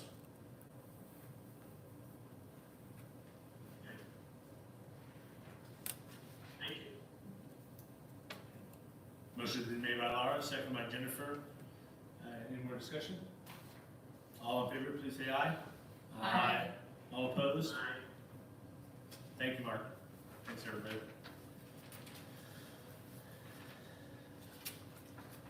Okay, new business, H1, transfer of $205,000 from the contingency reserve fund to the special reserve healthcare fund to be approved as presented. Dr. Carlo, do you have any comments to make? Yeah, so for the last 6 years, we have been fortunate to be able to maintain a pretty robust healthcare benefit with very few plan changes and either premium increases or increases in the board contribution. This year, our costs are going up, and in working with our health insurance consultants, the balance of our fund is getting to the point that we need to make sure that we don't let that dip much lower. So our employees are going through open enrollment soon, and there will be some increases in the premiums that our employees will have to pay. And what we're asking here is for the board to make a contribution of some money from our contingency reserve fund to our health insurance fund to kind of help also to balance that projection. The insurance consultants have given us a 3-year plan where without any changes to adjust our plan more or make some other cost-saving adjustments, we can anticipate this being something that will happen annually. And when we go through our negotiations process with the Teachers Association, that's something that would have to be considered as we go through that process. This is the details of our health plan are something that are subject to negotiations because of the way our negotiated agreement is set up, and because it is a mandatorily negotiable topic in the state of Kansas. So lots of good work has went into this from our insurance committee. We're kind of balancing 4 competing dates here. We've got negotiations that happens usually in April and May. We've got teachers' contracts that begin usually in August, but sometimes in July or September. And we've got an insurance plan that anniversaries on the 1st of January, and an open enrollment process that happens in November, and we don't know what our utilizations and we don't have all the data to make these decisions generally until September, when we have a significant amount of the year behind us. So we're working off of actual utilization data. So this plan that they've given us will bring us the opportunity to kind of, assuming that our increases follow the national average for plans like ours, that our balances would remain where we would need them to be, and even slightly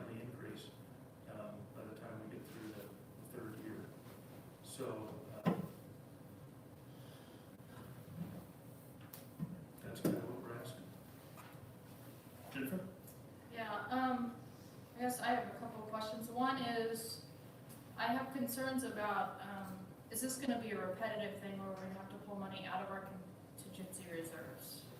And is that gonna deplete that where it can be used other places? Do you foresee that? No, I don't foresee that, because we now have a 3-year outline of a plan going into negotiations, so we will have to talk about increases to the board's contribution coming from the dollars that we would typically do for compensation increases. That'll become part of that package. Best case scenario is the Health Insurance Committee may also identify some other strategies to lower the cost, and that may not be necessary. But absent that, we would use that 3-year plan as a roadmap to plan for how we would negotiate, basically. So I would hope that we wouldn't have to go back to the contingency reserve. Now, we could have good news, and our utilization could be less. Our expected increases could be less than what's projected. We could also have bad news, and we could have utilization that was greater. So it's not impossible that that could happen, but based on what the consultants did, it's unlikely that we would have to go back to that. And my other question is, have we looked at any other medical care opportunities outside of insurance? I know that there's some local, and I'm more asking this because this question's been approached community members by me. Medical care facilities that for businesses where you pay a membership basically, and then all your employees and some of their family members can go in for certain services that may save on some of those fees. Has the district looked at anything like that, or has it been presented, or? Yes, so the insurance committee has looked at a number of different models for different ways to save costs. I have visited with our consultants, because KJ pretty much did the insurance committee. I didn't attend those meetings, but I did attend them this year, so I have visited with our consultants to get a little history. So really, probably for 6 years, we've explored different models. The consultants have not been at the point that they felt like the models that are available to us were that the cost effectiveness data was able to be validated, and there were issues with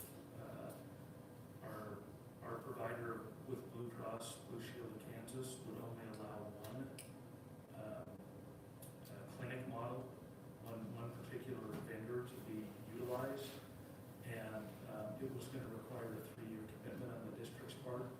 So our consultants have not felt like they could support that, given the data that they had and the data that they would have had access to. Part of our work with them this year also resulted in we'll stay with the Blue Cross network, but we'll be using a different administrative company to administer our plan, and the consultants believe we will have more options for cost savings, both through the clinic models and others as well, to consider also going forward in our work with them. And do the consultants look at other large entities in our community and see how they provide their health care? Is there any comparison there? Absolutely. I assume they do. Insurance is not my forte, so some of these questions may sound irrelevant or redundant, but it really helps me understand it when they do, and they work with others in other parts of the state. As a matter of fact, they shared with me the clinic vendor that Blue Cross Blue Shield would have required us to use. They actually have clients, but they did not believe in our situation that it was a viable option. Thank you. Dan? Any questions? Okay. Said that we've been fortunate for 6 years. Was it 6 years ago that we funded this contingency?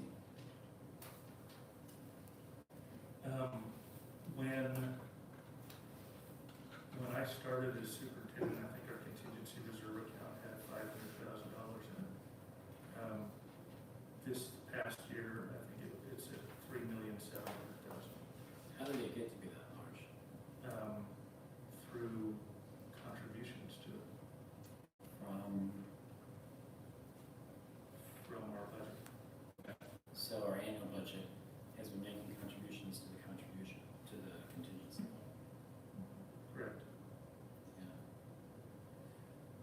this kind of occasion. That's what the contingency fund is for. What I'm trying to wrap my head around is, we have this contingency fund that at one time was 500,000, isn't it? Was then moved to 3,700,000 and is now at how much? 3,700,000. It's at 3,700,000. And what I'm trying to see here is how is it, like, how did this just happen this year? Did we just did our contingency become of concern? I mean, we're in this spot where we're going to add to the contingency fund out of our reserves tonight, and I'm just trying to figure out, like, what happened. Meaning, it seems like a large amount. It seems mid-year, and we couldn't budget for it. We didn't know that the contingency slowly going down year by year. Did it just change this year? Was it funded at one point and meant to be spent down? I'm trying to figure that out. Yeah. So maybe a little difference in language here. The contingency reserve fund, we have a health and we have a healthcare reserve fund. So I think maybe the language. The healthcare reserve fund. Correct. So the healthcare reserve fund has been going down for the last several years. Our balance, we were actually overfunded in that, and that's part of what gave us the opportunity to not have to raise premiums or decrease benefits. But this is something that in our district has been a priority for a long time, to have a quality healthcare benefit.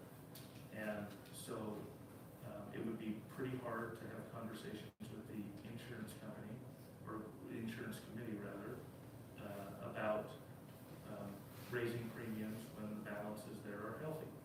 But we are now at the point that this does need some attention.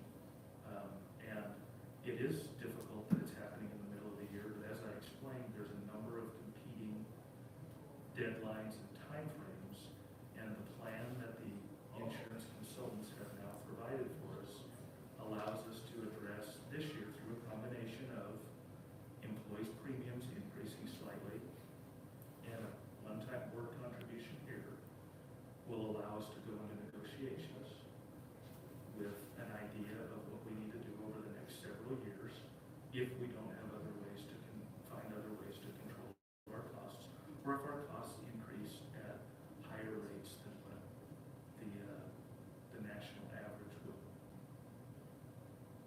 predict ours would increase. The consultant is recommending that we not consider the alternative healthcare clinic, which is a different model here in town.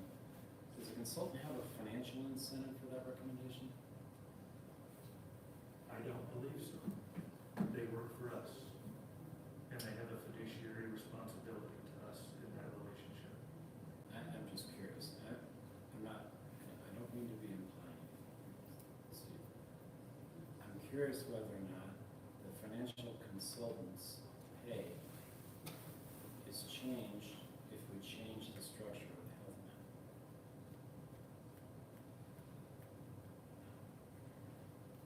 Not that I'm aware of. There was a comment made that Blue Cross Blue Shield would only allow us to participate in one of the clinics in town. That's the Grove. Am I using the right words? The right name for it? I don't know. I'm not gonna, I don't know what specific clinic it is. Okay. One of the clinics in town, in my understanding,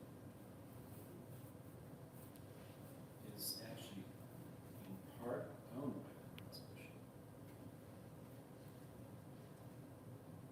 I have not looked at their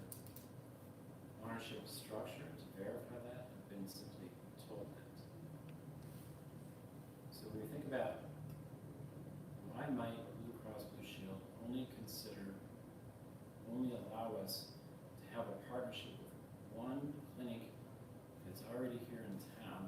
Why is that? Perhaps the answer to that is they might actually have financial incentive. I don't think that's wrong, right? I'm just trying to work my way through this. I think also that there's a little need to be just a little cautious of the healthcare consultant. There's just a little need to just kind of understand that we would want and hope the consultant to be completely autonomous and make decisions, help us make decisions that are purely good for us. I have had the implication made that one of the reasons that the healthcare consultant does not recommend that we use a clinic here in town is because the healthcare consultant has a financial, but it would change the structure of the pay to the financial consultant. Do I know that's true? No, I don't. These are some questions that have been on my mind for a long time.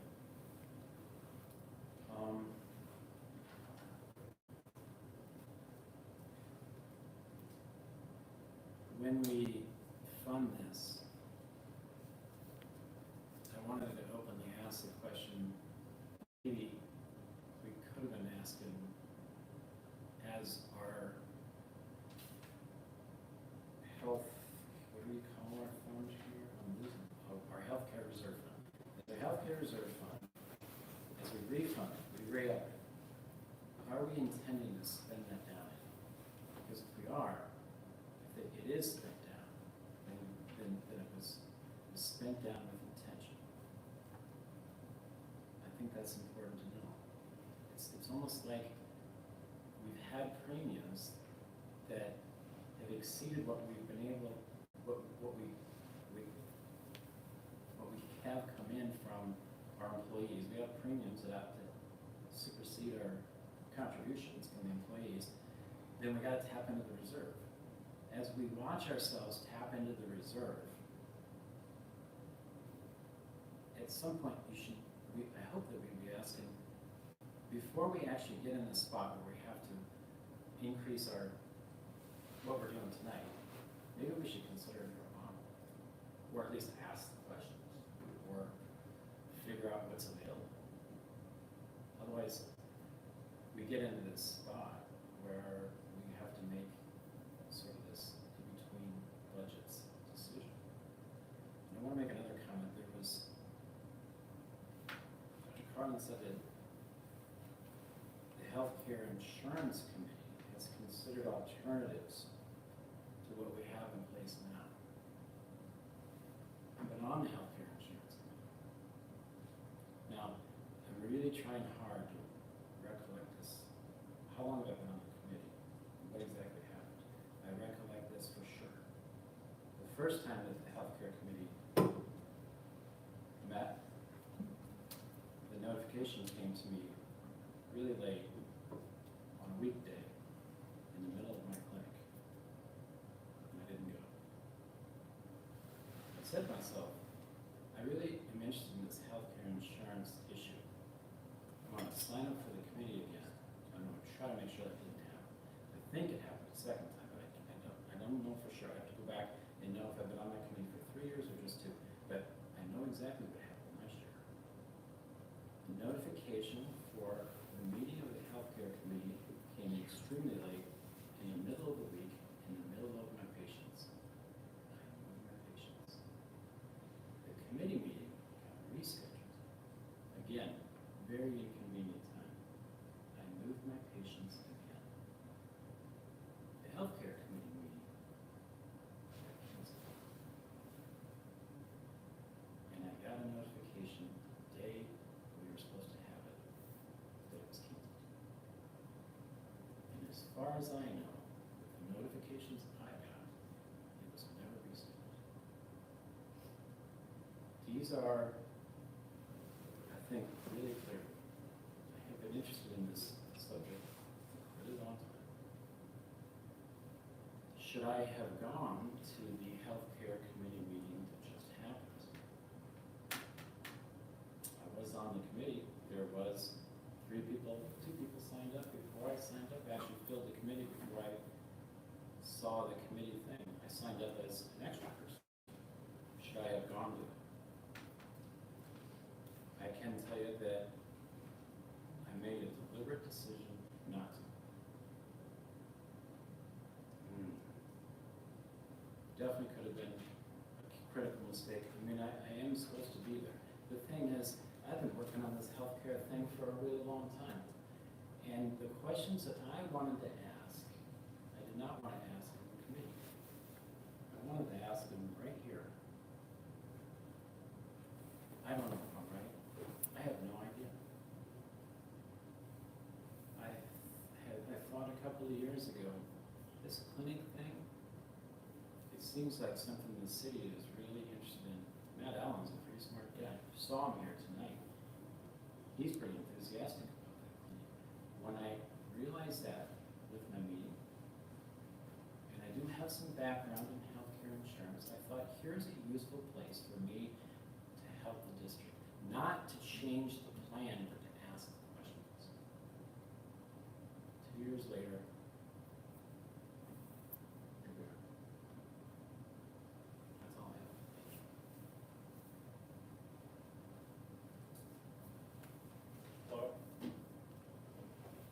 Laura?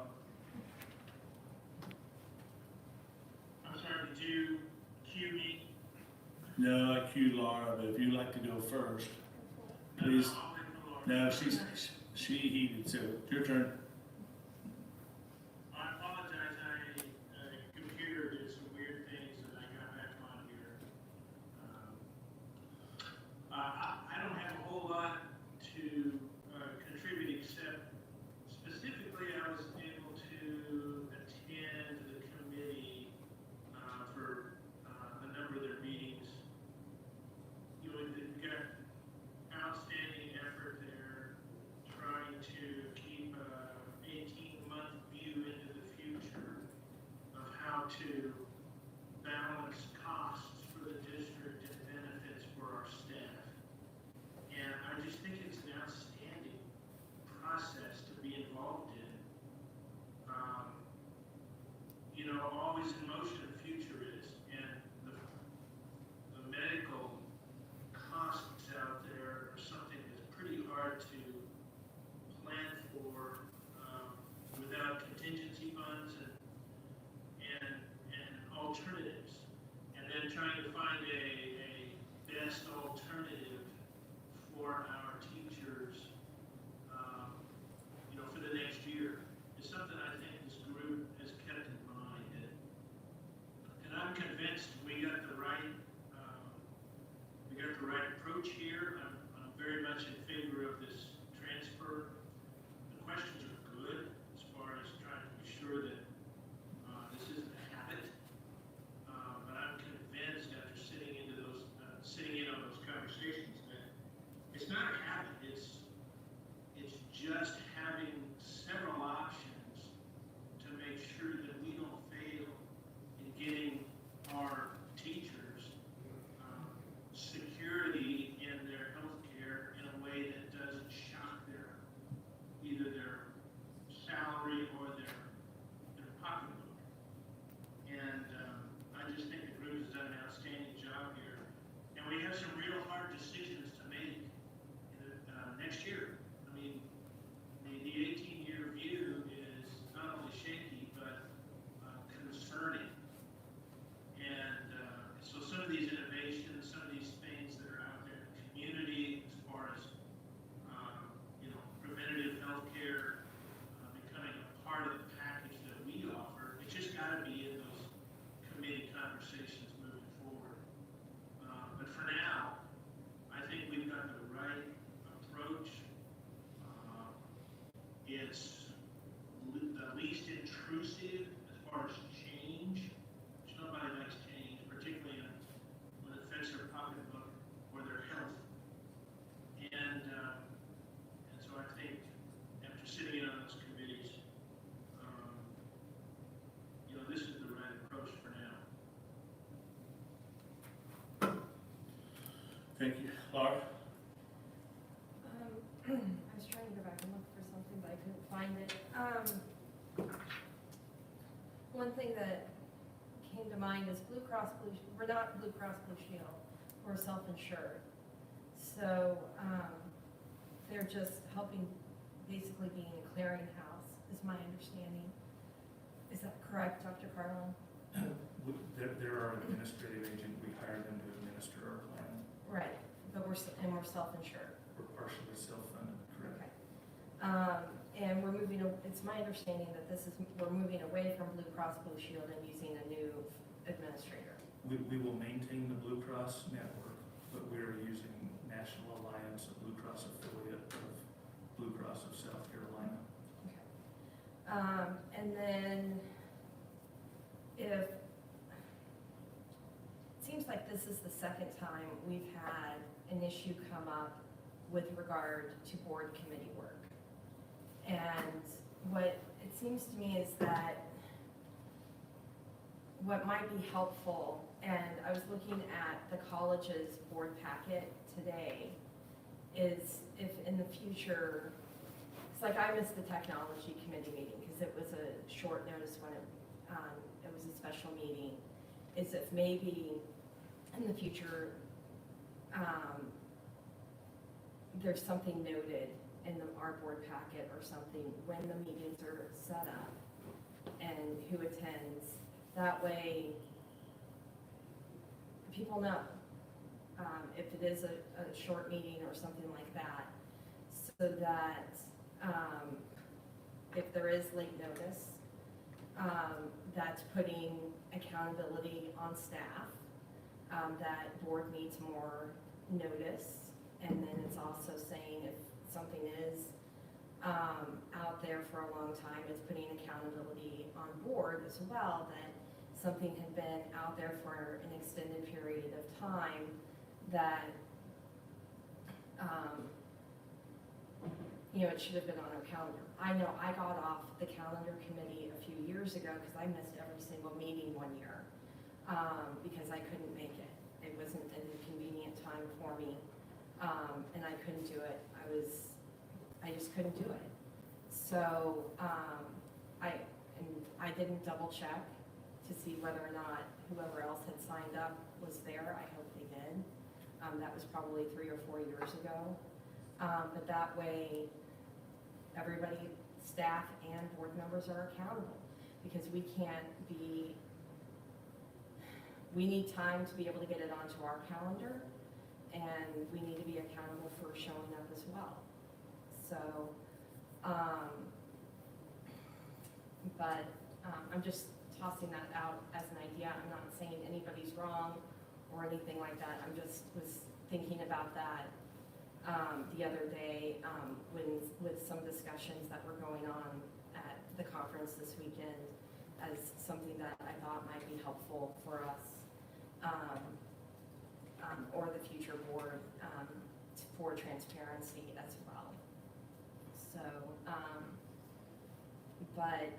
I know that we've looked in the past at different ideas. I know when I first came on the board, I was on the insurance committee for a year because I didn't understand why I was in the hospital for a week and paid nothing out of insurance under the county plan, and I was in overnight and paid $1,300 under the district plan, and that made absolutely no sense to me whatsoever.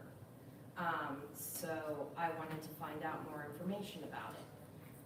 And got more information, understood where we were coming from and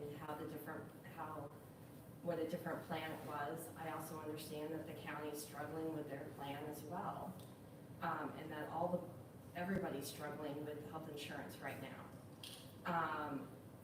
And I remember us talking about the possibility of going to a clinic several years ago and trying to come up with different solutions. And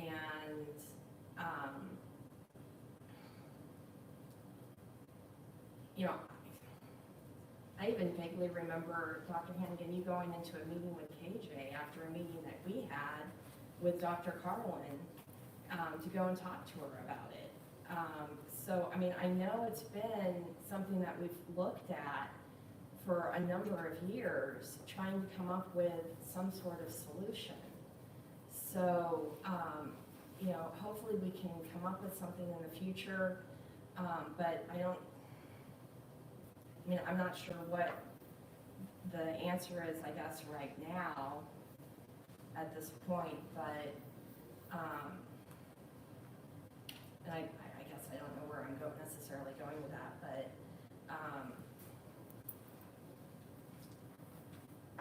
I know it's been discussed in the past. I think it's been discussed here and during board meetings as well as to different ways that we could handle things. I think it's been discussed in negotiations as well, different ways that we could try to handle it. I know that we've been trying to weigh and balance where we are on the health reserve, or the health insurance reserve fund, with also trying to balance where we are, because we don't necessarily want to give a raise, but then necessarily take it away in the same instance with increasing insurance premiums, because it's been a very careful balancing act with all of them. So, you know, I think this is a balanced approach with regard to the board trying to come up with a solution, and then also dealing with it with regard to the premiums as well. I mean, I think that's where we're at right now, and I think aside from lawyers, health care insurance people are probably the most hated in the world right now. So I don't know where else to go, where else we can go with it, to try to get at least something for our teachers and staff.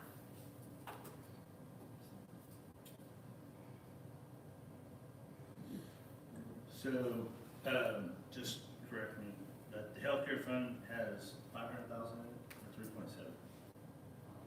The healthcare reserve fund has a little over 2 million in it. Over 2 million. The contingency reserve is 3.7 million. Okay.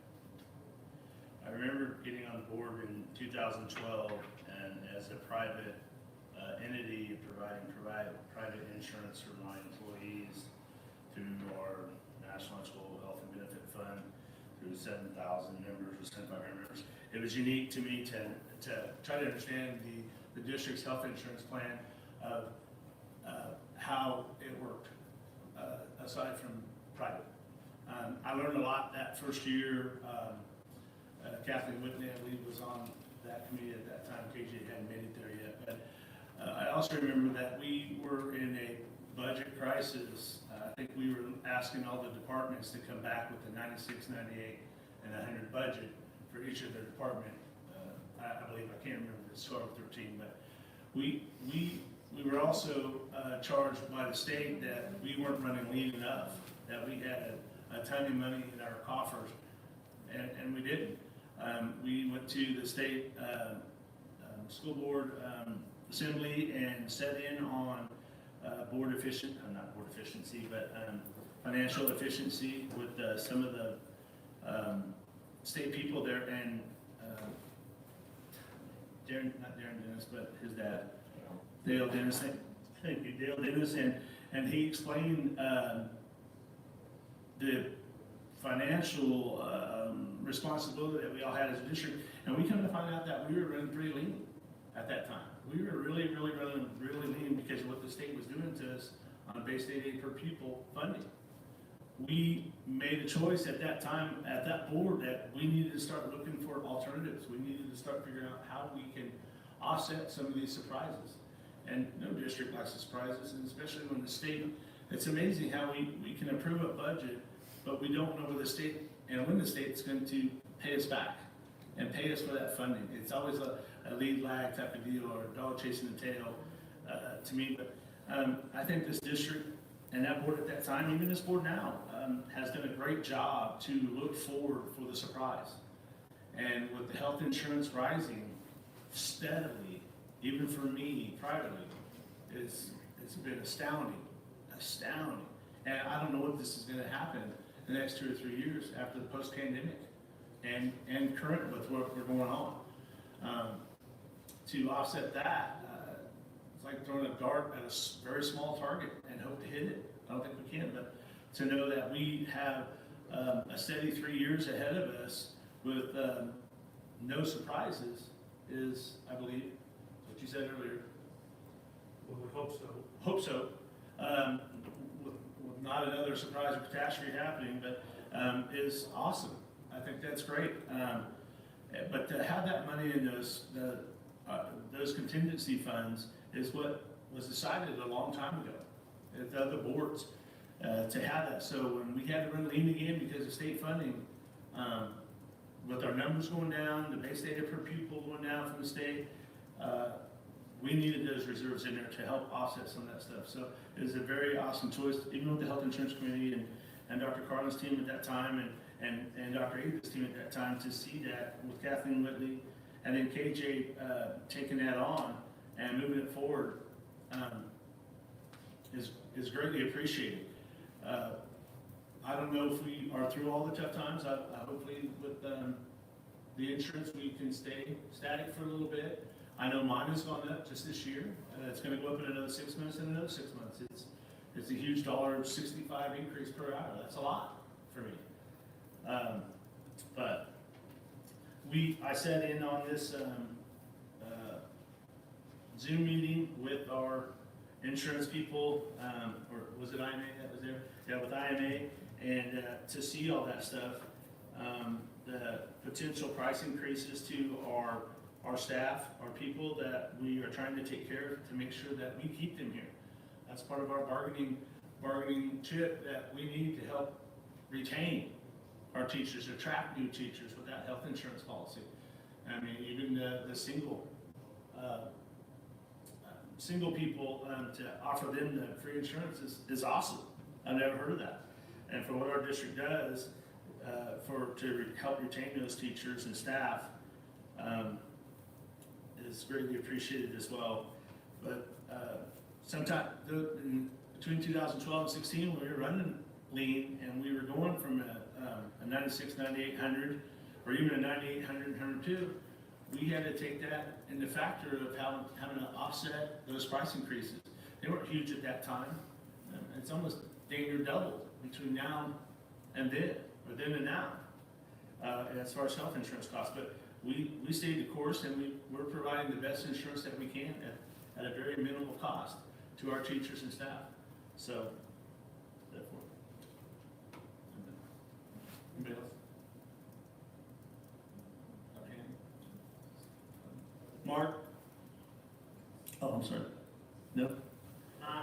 I see a hand raised, or a twitch, or a scratch. I just want to make sure I don't miss anybody, and everybody has the opportunity to speak, so. Go ahead, Mark. So you're saying you're for the transfer? Yes, sir. Okay, thank you.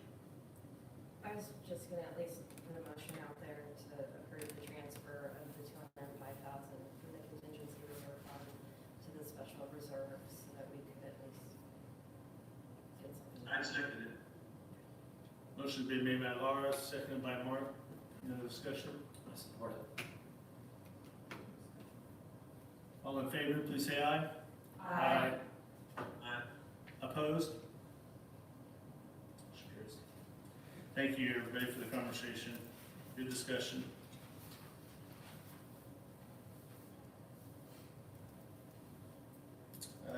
Next is board open discussion. It's a violation. Jennifer? I don't have much, I just need to plug the high school musical, which is this weekend. Joseph and the Amazing Technicolor Dreamcoat. I had to write it down, so I said it right, but from what I hear, it's gonna be pretty good, and they're gonna have an amazing set and cast as usual. So thank you to Ms. Hilt and the other teachers that put all the extra time in to get those productions done for our kids. So if you have the opportunity, there's 3 shows this weekend, Friday, Saturday, and Sunday. I'm not sure on the times. That's all I have. Okay.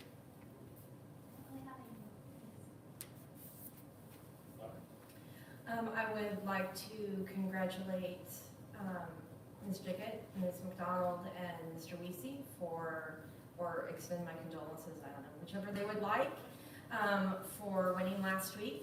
and extend an invitation to my table on November 18th at 6 or 6:30. I'll double check and let you know, 6,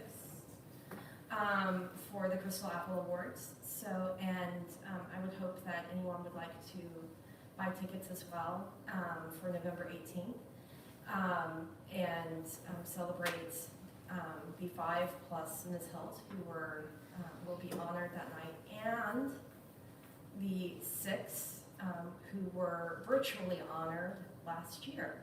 So they will also be present and recognized in person this year, which I'm really excited about. So that's at the Clarion, like Mr. Sesson said, November 18th. Where do we get tickets for that? The chamber. Okay, you may have said that. I don't think I had. Okay, thank you. So I'm really excited about that event next week.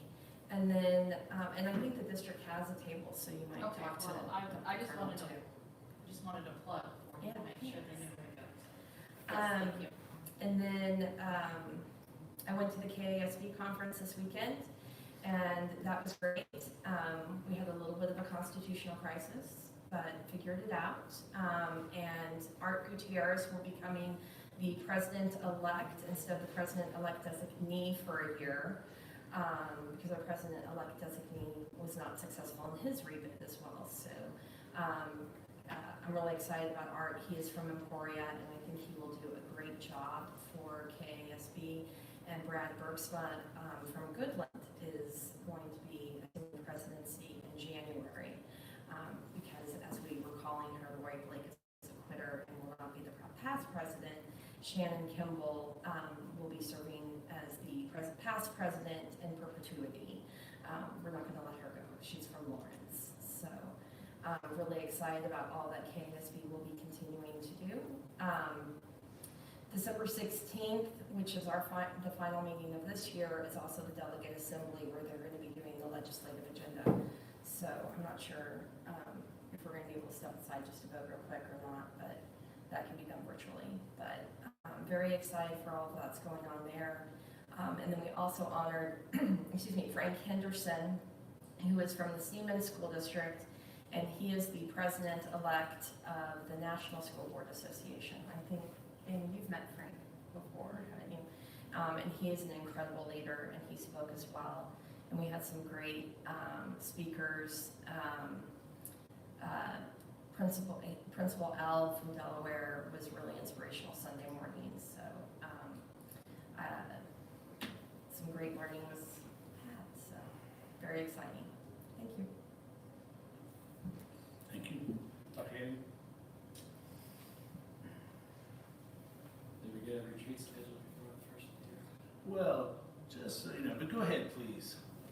Go ahead, and then we'll hear Margaret, and I'll be able to follow up. Well, I guess I expected that we didn't. I guess I kind of expected, which is my final effort, to do something different on the board. Different for the board. I didn't think I'd gotten us to get a retreat. I felt like I can't even get a retreat on governance because of the way we govern ourselves. Only the board chair in consultation with Dr. Carlin decides what we discuss and when we discuss it. And I feel like there's enormous effort to control how we discuss it. I'm not supposed to be up here saying these things, especially not like this. Take it from me, anyone who thinks it's a good idea to sit up here. You challenge this type of board governance model at your own personal peril. But this isn't about me. Yeah, I couldn't take 4 more years of this type of governance. It seems after the election, I wasn't going to get the chance anyway. I waited to push for this governance change until after it announced openly I wouldn't be running again. I think I made those up here so uncomfortable for so long. I think they're still missing the message because of the messenger. we have what was supposed to be a retreat for governance as I was pushing? Yes. But I guess my idea of a retreat is where we all work on something together. What we had was a meeting where the board chair, probably in consultation with Dr. Carlin, scheduled a series of people to lecture us on governance. And for the most part, it's been the same lecture we've had over and over. We did have just enough discussion at this last one, this after the lectures. We had enough discussion for me, I think, to be able to say, I'm not the only one up here incredibly frustrated. In fact, I heard a majority of those who sit on this board make a commitment to follow up after our governance lectures and do something. We were supposed to have another retreat. We were supposed to each send a list of 5 governance changes we each believed would make a difference for us. Then we were supposed to discuss our list of ideas to see if we could agree on a few things that would help relieve this incredible frustration and share some of the board governance.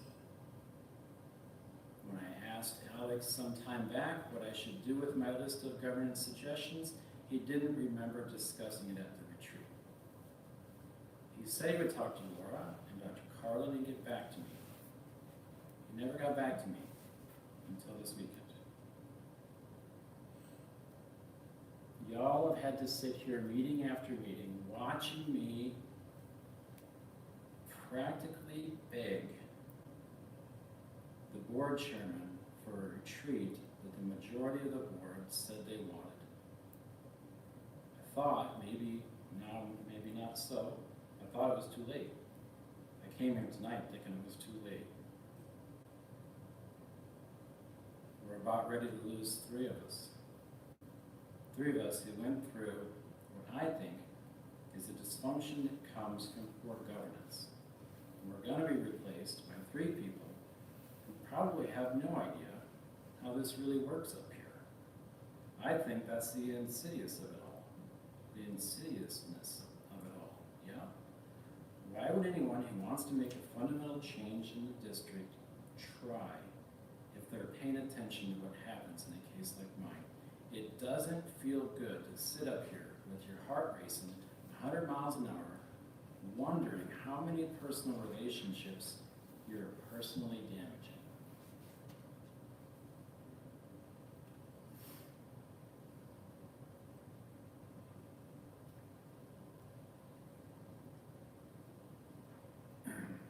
I didn't run because I was scared that 4 more years of this, I was going to become the Leonard Hitz of 457.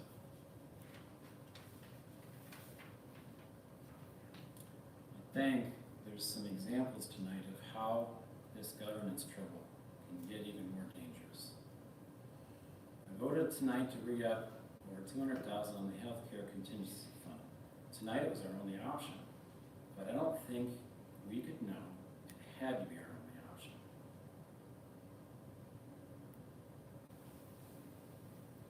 To be clear and careful, despite the rumors that could come out of what I've been saying tonight, and what I've been trying to say for a couple of years, I'm not advocating for a change in our healthcare plan.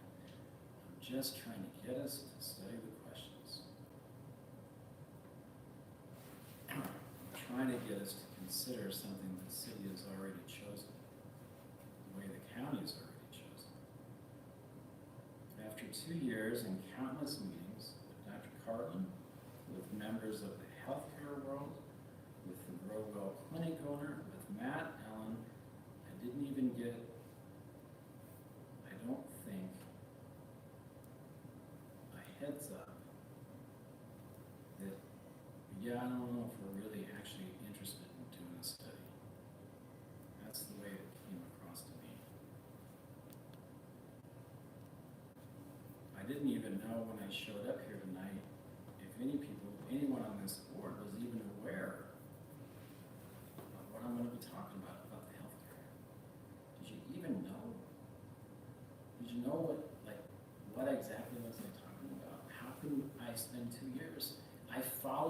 ASB model.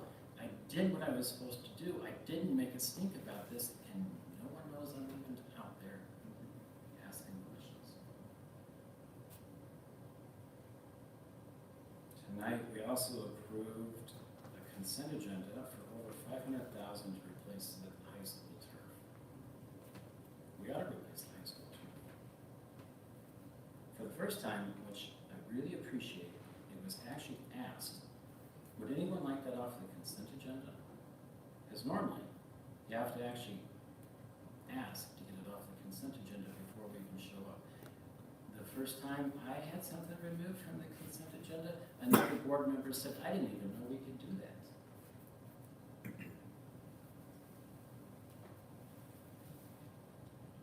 A lot of times, I just want stuff off the consent agenda because I think the questions that we have to ask about it are questions that the public deserves to hear. So often we're encouraged to ask those questions before the board meeting, behind closed doors. So we don't, I guess, catch somebody without having the information, or we don't make someone look bad because they don't quite prepared for our questions. I mean, I get that, but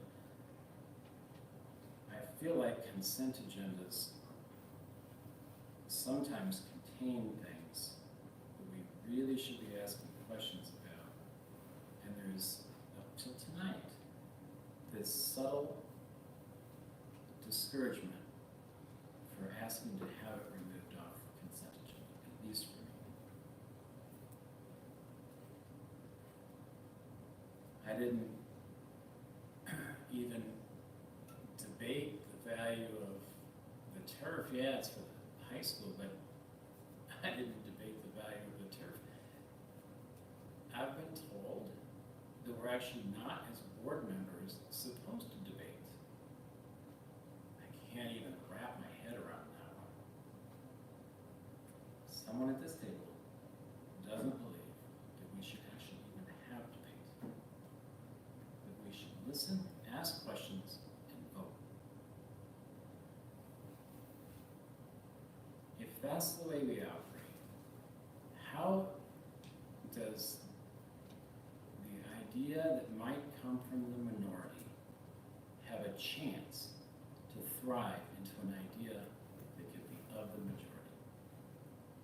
Right? If we don't debate, if I don't have the opportunity or the chance because of governance to say things that are uncomfortable, how am I ever going to get any kind of school district or any of us to look at things a little bit different? How do you get people to look different if you don't get to present your ideas if you're a part of the minority? Governance gets in the way.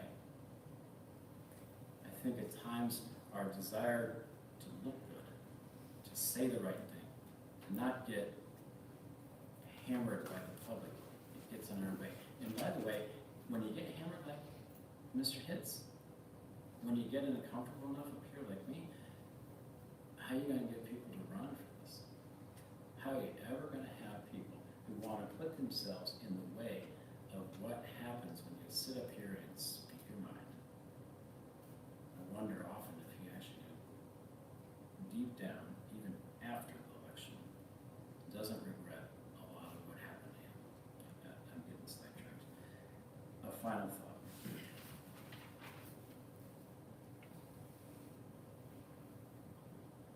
Just because I think I'm right doesn't make it true. I work a lot on that. I've learned a lot about that from you guys. I've learned a lot of that. Too many painful ways. Just because I think I'm right doesn't make it true. There are a ton of talented people here. I've said it over and over, we have a really good superintendent here. But just because the people who disagree with me think they're right doesn't make that true either. And here's the really hard part. closed to the idea of another because for them to be right means I have to be wrong. What is our motive? Why do we disagree? Why do we govern like this?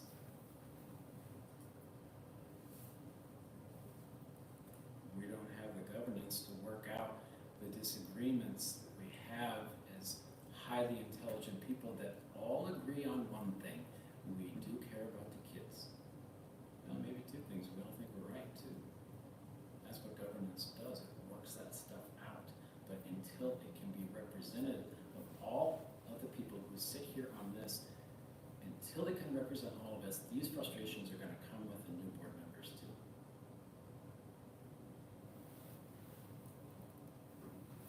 I wish you this. And I think, thankful for you all, I'm finally out of words.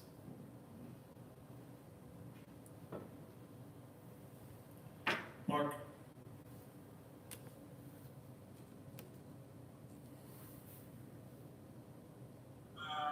Yes, sir. I don't have too much, just, I think the band, got to watch them at K-State, Central States. They competed, they got won. They were great. I think they competed last weekend as well, but I'm not sure how that turned out. I'm sure it was equally as good. Just wanted to take note of that. And then, I don't have too much else. I look forward to honoring my friends, the board members that I've spent a lot of time with, that will be outgoing here pretty soon. And welcoming the new board members. I think we've got a great district. I'm just very, very proud of it. The more I learn about other districts, particularly 6A, the prouder I am of the work of this board, and particularly this staff, and our teachers, and of course the support of the community and our facilities. We sit there and we, particularly thinking and talking about this stuff, and see opportunities to improve. Wow, when you turn around and you celebrate the successes, there is a lot to celebrate. And we just, in our efficiency of time together on the board meetings, we're not able to, I think, do justice. Hopefully we get out in the communities and in the committees, and we can celebrate together what we really do accomplish as an organization. And it comes right back to staff and leadership, and then the involvement in the community and the community of Southwest Kansas. A lot of people look to this district for ideas and for guidance, and it should be that way. I think we're the leaders of Southwest Kansas. Again, just a lot to be proud of. So I just look forward to welcoming the new board members and continue that. Thank you, Mark.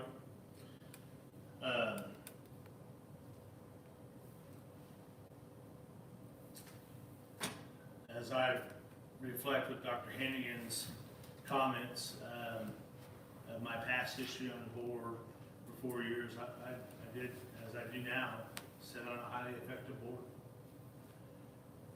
of 7 different opinions. Not everybody agreed. There was some 4-3 votes. There was discussion. I don't remember a lot of debates. I don't know if that's part of our board government. I think governance. Excuse me. I think our ability to sign up for board agenda meetings is up for everybody to do that. I've signed up for a few at the beginning, back then, to find out more, to ask for something to be put on the board. That's everybody's right to do that. To be heard or pull a topic off or put a topic on. And I've been in this position since July 1. I don't have a lot of experience at this, but I do have experience of sitting and listening to 6 other board members that have a highly respected opinion, even comments. Comments that could zing, comments that are pat on the back, but I listen to every one of them. Since July 1, I've been accused of dodging things. I've been sent nasty texts, I've been sent crappy emails, almost kind of a threatening deal that things will be disclosed if I don't set a board retreat. I don't appreciate that.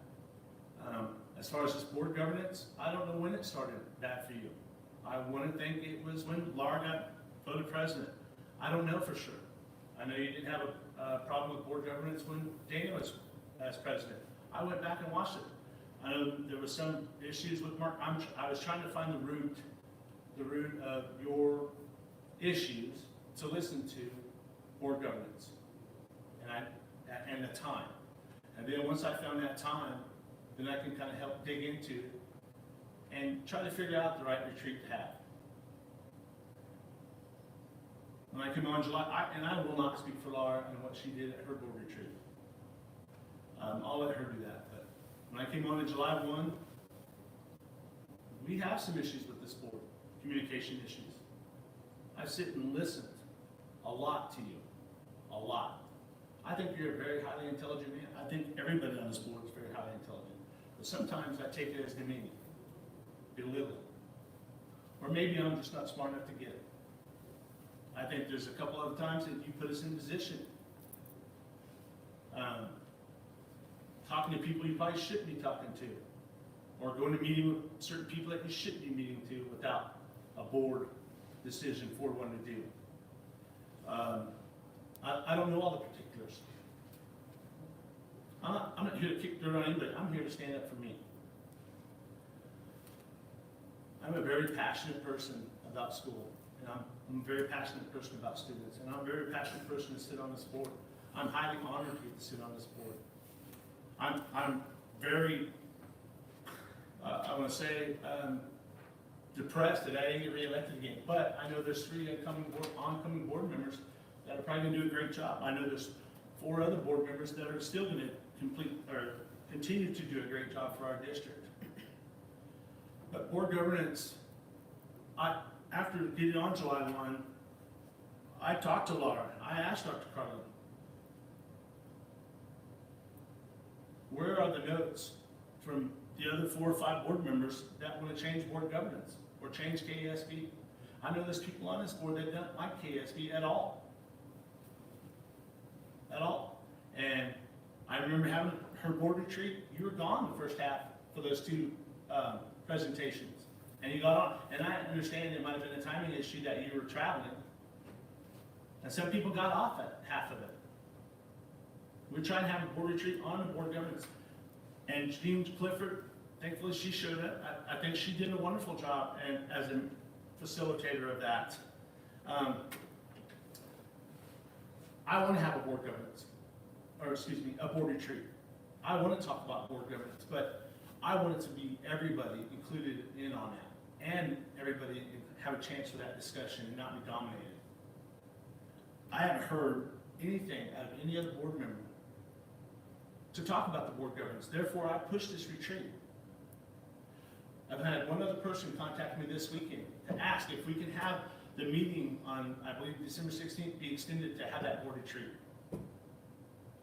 And I always thought payables, 15-minute meeting was 15-minute meeting being close to the holiday. We might be running out of time. We have a lot to get through. We have board attorney, we have Dr. Carlin's evaluation, we have 3 oncoming board members. There's a lot to discuss before the end of this year. There's a lot on the plate. I believe all of our plates. But I want to have this board retreat. We're going to set the time, I believe, December 16th. I think it's a great time for us to do that. I want to invite the new 3 board members to be there, to be a part of that discussion.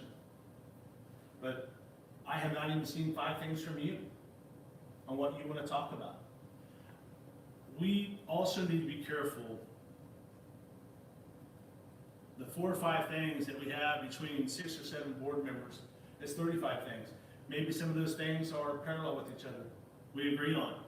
But if we start talking about board governance in a different manner and having tweaks, it's not KASB that we're following. It's something different. It's something that we're trying to come up with and then turn over to 3 brand new board members to try to figure out. I never had an issue with KASB. I enjoyed it 2012 to 2016. I followed the model. I listened, I asked clarifying questions, I went through the board orientation. But I knew one thing, that I can think independently on a board. And my voice counted to a point. I don't disagree with some of the things you're saying. But I disagree with a lot of things that have to do with me and the way I think.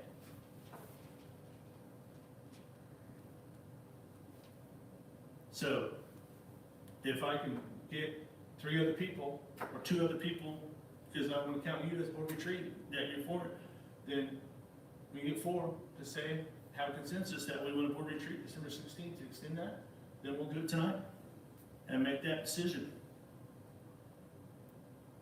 I don't think we need to make a motion for it. I think it's just a consensus, right? So I'm in favor of having a board retreat December 16th, December 16th, to extend our meeting. I would say that we would need a facilitator to do it, and I would suggest that you contact an independent person to do that and check their availability. I will take that in consideration, thank you. Anybody else? Yeah, you mentioned that you hadn't heard from any of the other board members about a board retreat, and I guess I'm apologizing in that sense, because it was my understanding that the last board retreat that we had planned to have one, so I didn't feel like that maybe I didn't need to follow up on that, because I thought that we would be hearing about it, so.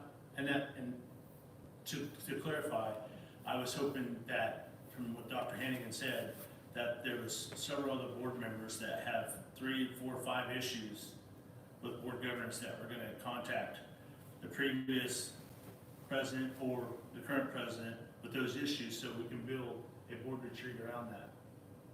And it may come from board governance, and it may be a retreat where we need to discuss it, but I also think it needs to include, part of the issue comes from trust within the board and the administration, which may come from not using the proper board governance. I'm not sure of that, so I don't know. I wasn't in the position or have the knowledge to say, these are my 5 issues with board governance, because I need to learn more to understand other types of governance. Does that make sense? So I was struggling with coming up with 5 specific things. I mean, maybe trust would be one of them, I'm not sure. But I would be in favor of a board retreat if that can help move our district forward, because that's my long-term goal, is to do what's best for the district, which is best for our kids and teachers, so. I tend to speak up when I shouldn't, and not speak up when I should. So that's 3. You the 4th? You would be number, to have a board retreat. I checked my date. So the consensus is that December 16th, we'll have a board retreat. And I'll alert Dr. Carlin or let him know, the facilitator of my choice, to have at that board retreat and the discussion. So please bring anything that you would like to discuss there. And we'll get it taken care of. Did you want the 5 suggestions? Email me those 5 suggestions that'll help make me, or help with the decision of what facilitator I want to do it. The 5 governance, the 5 suggestions towards governance, is that what you're saying? Right, yeah. Do I want the list now? No. Do you No, want I'm that? sorry. I don't have my 5.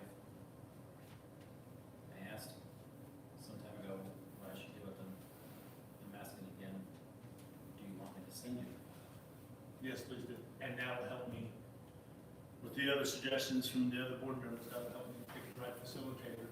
That will hopefully touch on everybody's questions or concerns. Okay.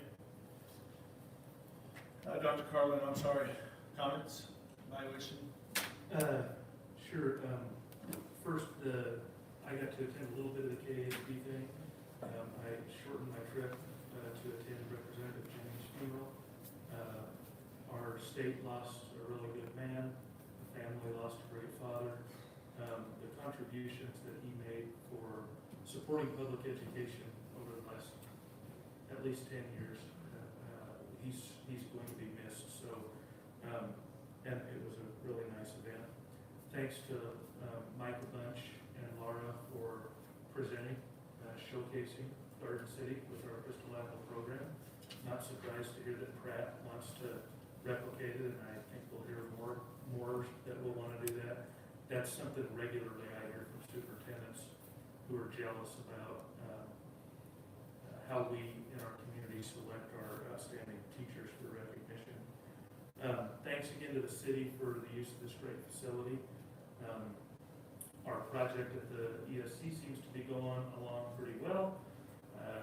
You've probably noticed Stephanie's got a little smile on her face because it looks like we might get back into our space later this week.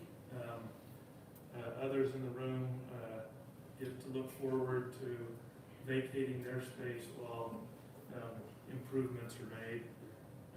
But the work has been progressing, I think, on schedule.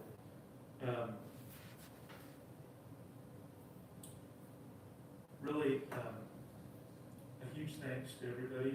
This isn't easy work. There are frustrations that go along with service on the board, but we can never lose sight of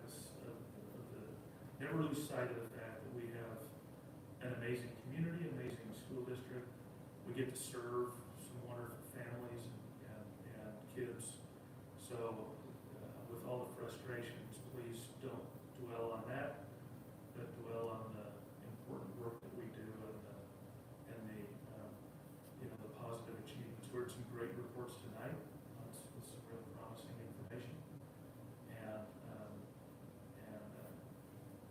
seeing that should, I hope, give us all some satisfaction. So thanks. One more comment. Congratulations, Jackie, on the election, and congratulations for getting rid of me under a microscope. I think I told you that in the text earlier. So, the next board meeting of education will take place on Monday, December. Thanks, Roy. Anyway, the next meeting on the Board of Education will take place on Monday, December 6th, 2021 at 6 p.m. in the City Commission chamber at the Admin Center. We do need to go into executive session to talk about personnel matters for non-elected personnel. How much time do we need? Huh? That's an hour. So does anybody need a break before we go into executive session? Yes. So, 15 minutes, all right, 10? 5. Okay, perfect. So, I would like to hear a motion to go into executive session at 5. Mr. President, I move we go into executive session for 60 minutes, beginning at 9:05 to discuss an individual employee's performance pursuant to the non-elected personnel exception under COMA. I already started at 9:05, and the open meeting will resume in the board meeting room at 10:05. Excuse me, at the city commission. Second motion by Laura, second by Dana. Any discussion? All in favor, please say aye. Aye. Opposed?